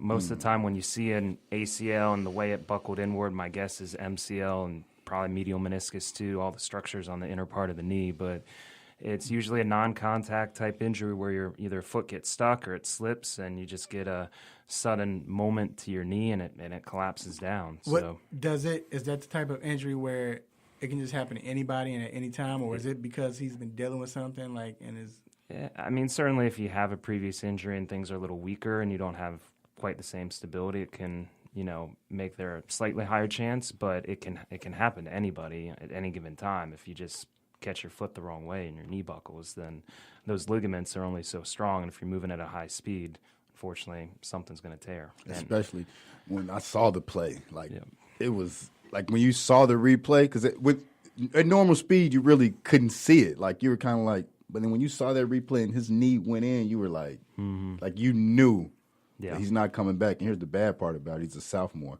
This is the end of the season, so he's out. Of course, all of next season, but it may go into the following season. What did they come up? Did they say what is wrong? They did. He's getting an MRI scan today. They haven't, at least as recently as 15 minutes ago, I didn't see anything reported yet. Yeah.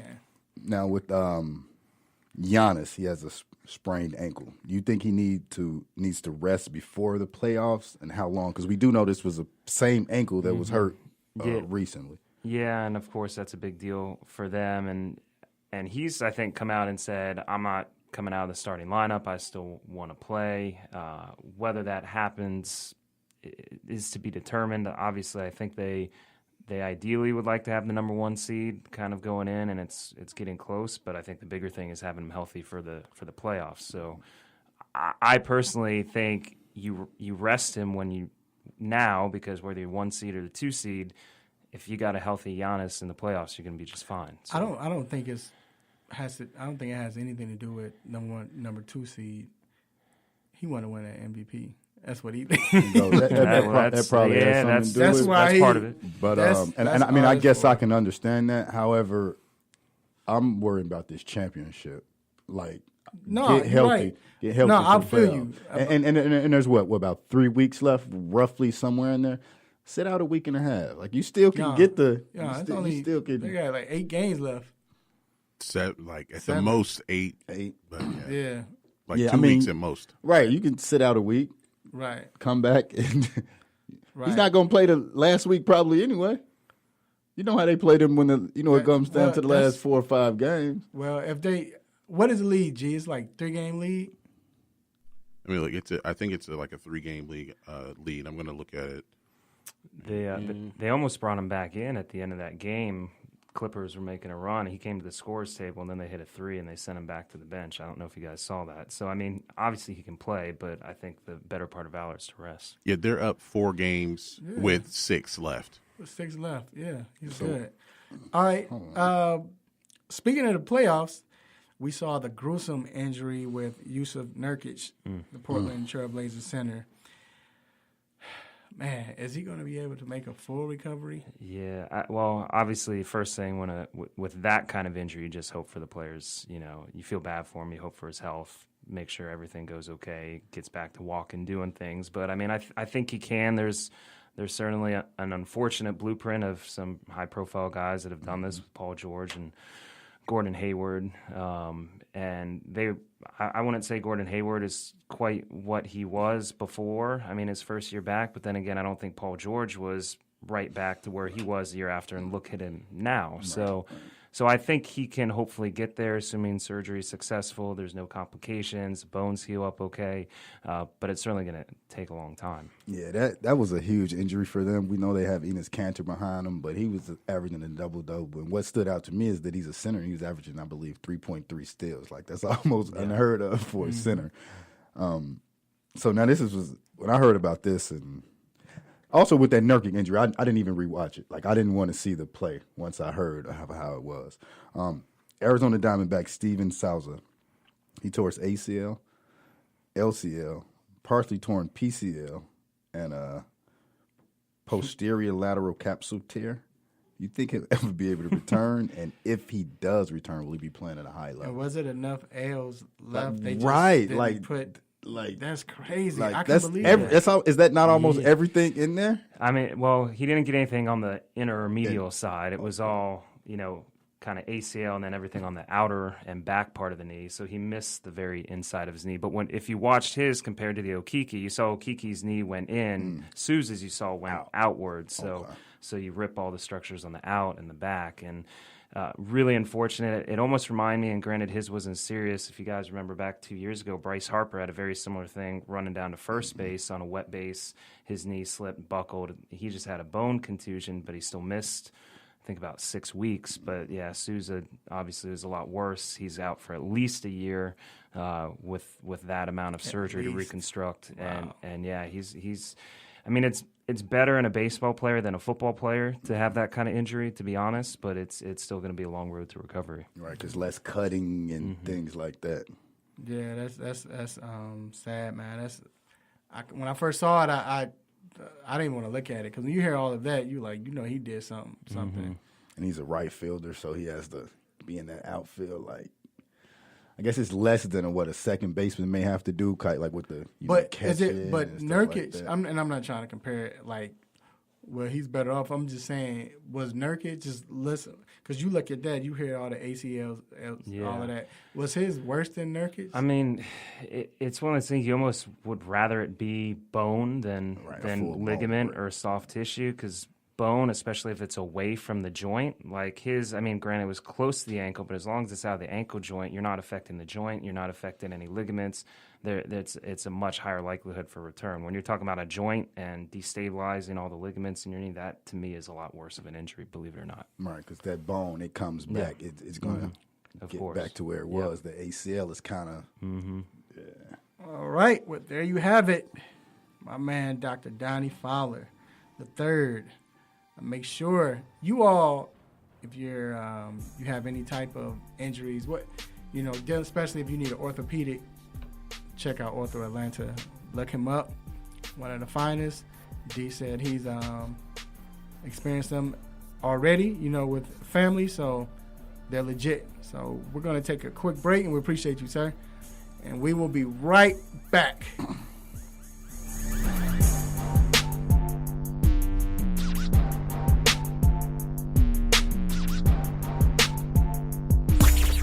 What's good, family?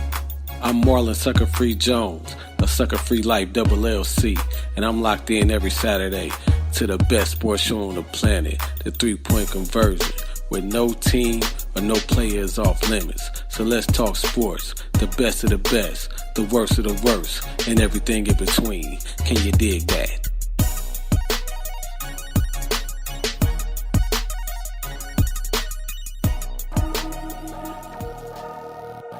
It's time to get in the mind of Mr. Controversy and the Intellectual with What's on My Mind.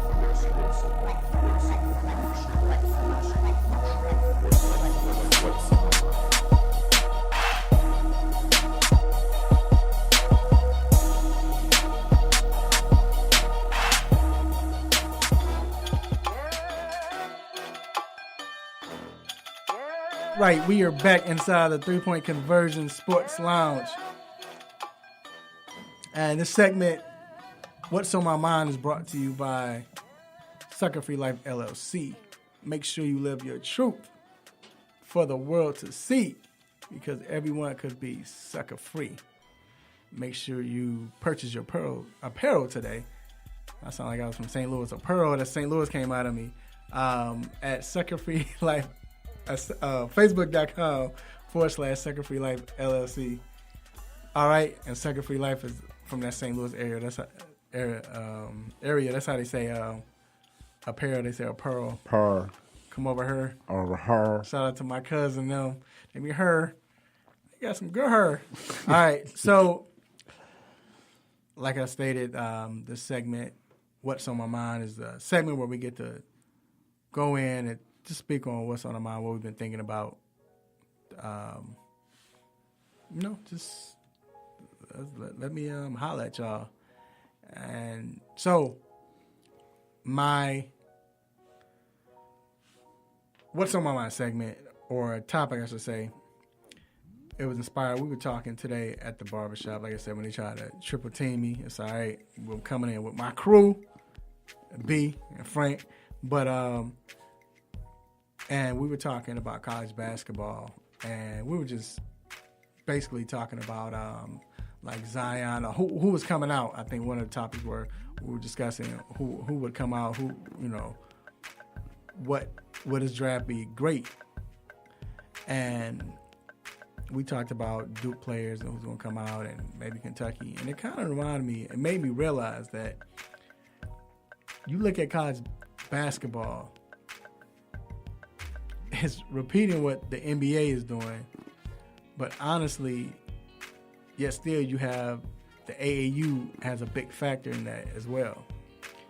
Now all of a sudden college basketball is about super teams. You believe it or not, look at Duke. Everybody all wants to play together.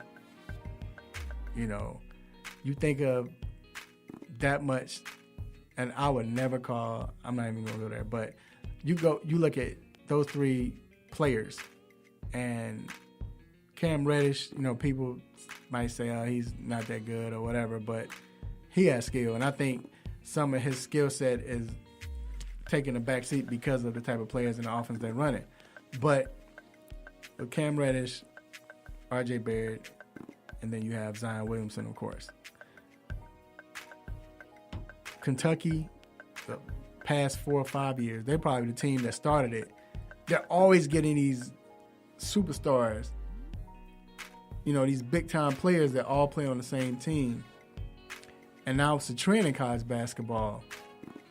Now, watching the tournament, it's not messing up college basketball right now, because you see the matchups and you see the other teams playing well. But you kind of miss, or I do, I miss the times where, you're going to North Carolina, or because you're going to North Carolina, I'm going to Duke. Or you going to USC, and I came out of California, okay. So I'm going to go against him, and I'm going to sign with UCLA. I'm going to commit to UCLA. You know, you had those rivalries, those big-time stars, but now everybody wants to play together. And is it because they want to win? I don't know. This team looks like they want to win. I like that. And all college players want to win, but still, it's just funny how it's following what the NBA is doing. And then, like I stated 2 weeks ago, the NBA is almost like AAU. You know, the only difference is with college basketball, you don't have that one person just running the whole show. And they, you know, no, it's team basketball still, but it's like super teams. And I just wonder how long is that going to happen? Is this new rule now that's going to be enforced where you have to be, 18 years old now, I think, to come out? So is that going to change things? I don't know, but just never would have thought we would be talking about super teams with college basketball. It's crazy, and that's what's on my mind. Like you said, especially with AAU, a lot of these kids play together, and they, like that's what makes Kentucky, all those years when we was calling it NBAU. It was these kids play together, and they want to try to come together and win a championship, and I can accept that better than the NBA version of it. Right. So what's on my mind today is it's actually going to be a little bit about LeBron, but just overall things. And I don't know if you guys noticed, but this week it was said that LeBron's physical trainer or physical therapist or something came out and said the type of injury that he had, he probably should have been out 6 months. LeBron was out a month, so it would have been the season. So my problem with that is it didn't just leak after all this time for some reason, no reason, right? And so LeBron does a lot of things. He's a great father, husband, does great philanthropist, things like that. One of my biggest problems with him and always has been he always has to control the narrative. He has to control what's going on around him, meaning not necessarily controlling just what's going on around him, but what people think of him or how this is said about him or anything like that. And I do know that we live in a social media age and things like that. And another big thing that's been happening is, Kyrie has been kind of on the same thing, going at the media, and the same with KD. I think theirs has been a little bit different because they're saying they don't want to talk about free agency every time that you bring something up. For that, which I get. But it seems as though with LeBron, every time something happens, whether it's been that or it's when he didn't do this or he didn't do that, instead of letting it just play out and be whatever it's going to be, he kind of has to always come back and kind of control the narrative, control what's happening on. And I don't really like that. Like, if you were hurt, okay, you were hurt. It should have been 6 months, and then you should have sat out 6 months. It wouldn't have been no big deal that the Lakers didn't make the playoffs. And he sat out. If it was an injury like that, he still averaged 27, 9, and 9. So I agree. I thought that he looked like he were hurt. He was hurt. He didn't have the same jumping. He didn't have the same strength. He wasn't running at full speed, which also goes into why I don't want to say that's why he wasn't playing defense, because if you can be out there, you're supposed to play defense. But that's what's on my mind. I don't like how you always got to kind of control the narrative of what's going on and what people think about him. That's LeBron narrative James. All right. I agree. All right. You hear this music, you already know what it means. It's time to let you go. But before we let you go, we want to give a couple of shout-outs. And before we let you go, or before you decide to leave, one of the shout-outs might be on you. It might be for you. So first of all, I want to give a big shout-out to the Almighty God for giving me this platform to do what I do, say what I say, make you all happy, upset, want to give me the stopping button. I say this all the time, but I do mean it. It's not something I always say and that's it. No, I mean it. Every time I say it, that's why I say it, because this is the way I feel. I appreciate it, and I thank God. All right, so thank you, Raphael. Also want to thank our sponsors, Seneca's Barbershop, Ortho Atlanta, Salad Express, and Sucker Free Life LLC. We appreciate you all. Also, I want to thank my guests. Well, he's no guest. I want to thank Dr. Fowler for coming in like he did. He's family. It's our cousin. And so we expect that cousin deal when we... No, I'm just kidding. When we come to Ortho Atlanta, I'm just messing with you. But then I want to thank my engineer, G. Appreciate you, G, man, for everything you do, bro. Help boosted us.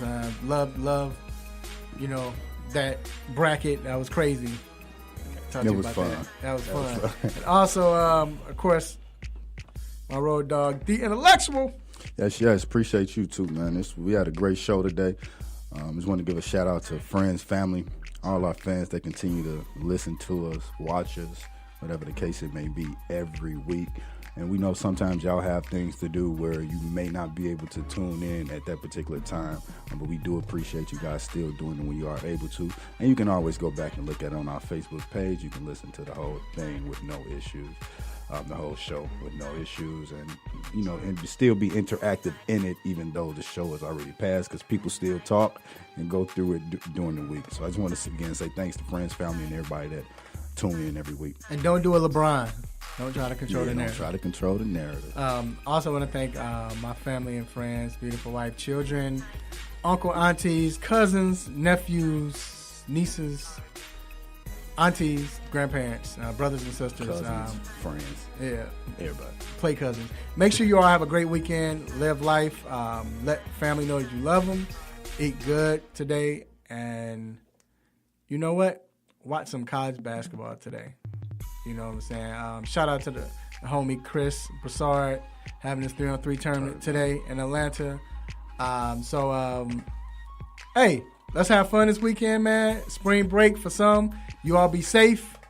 Until then, same time, same show next week. Same crazy host, same sports nonsense. Will you miss me? I'm out. Peace. You just got done listening to the 3-Point Conversion Sports Lounge. Be sure to follow us on our Instagram, Twitter, and Facebook accounts at the 3-Point Conversion. And also make sure you check out our website, the3pointconversion.com. Be sure to follow us live and listen every Saturday morning at 10 a.m. Eastern.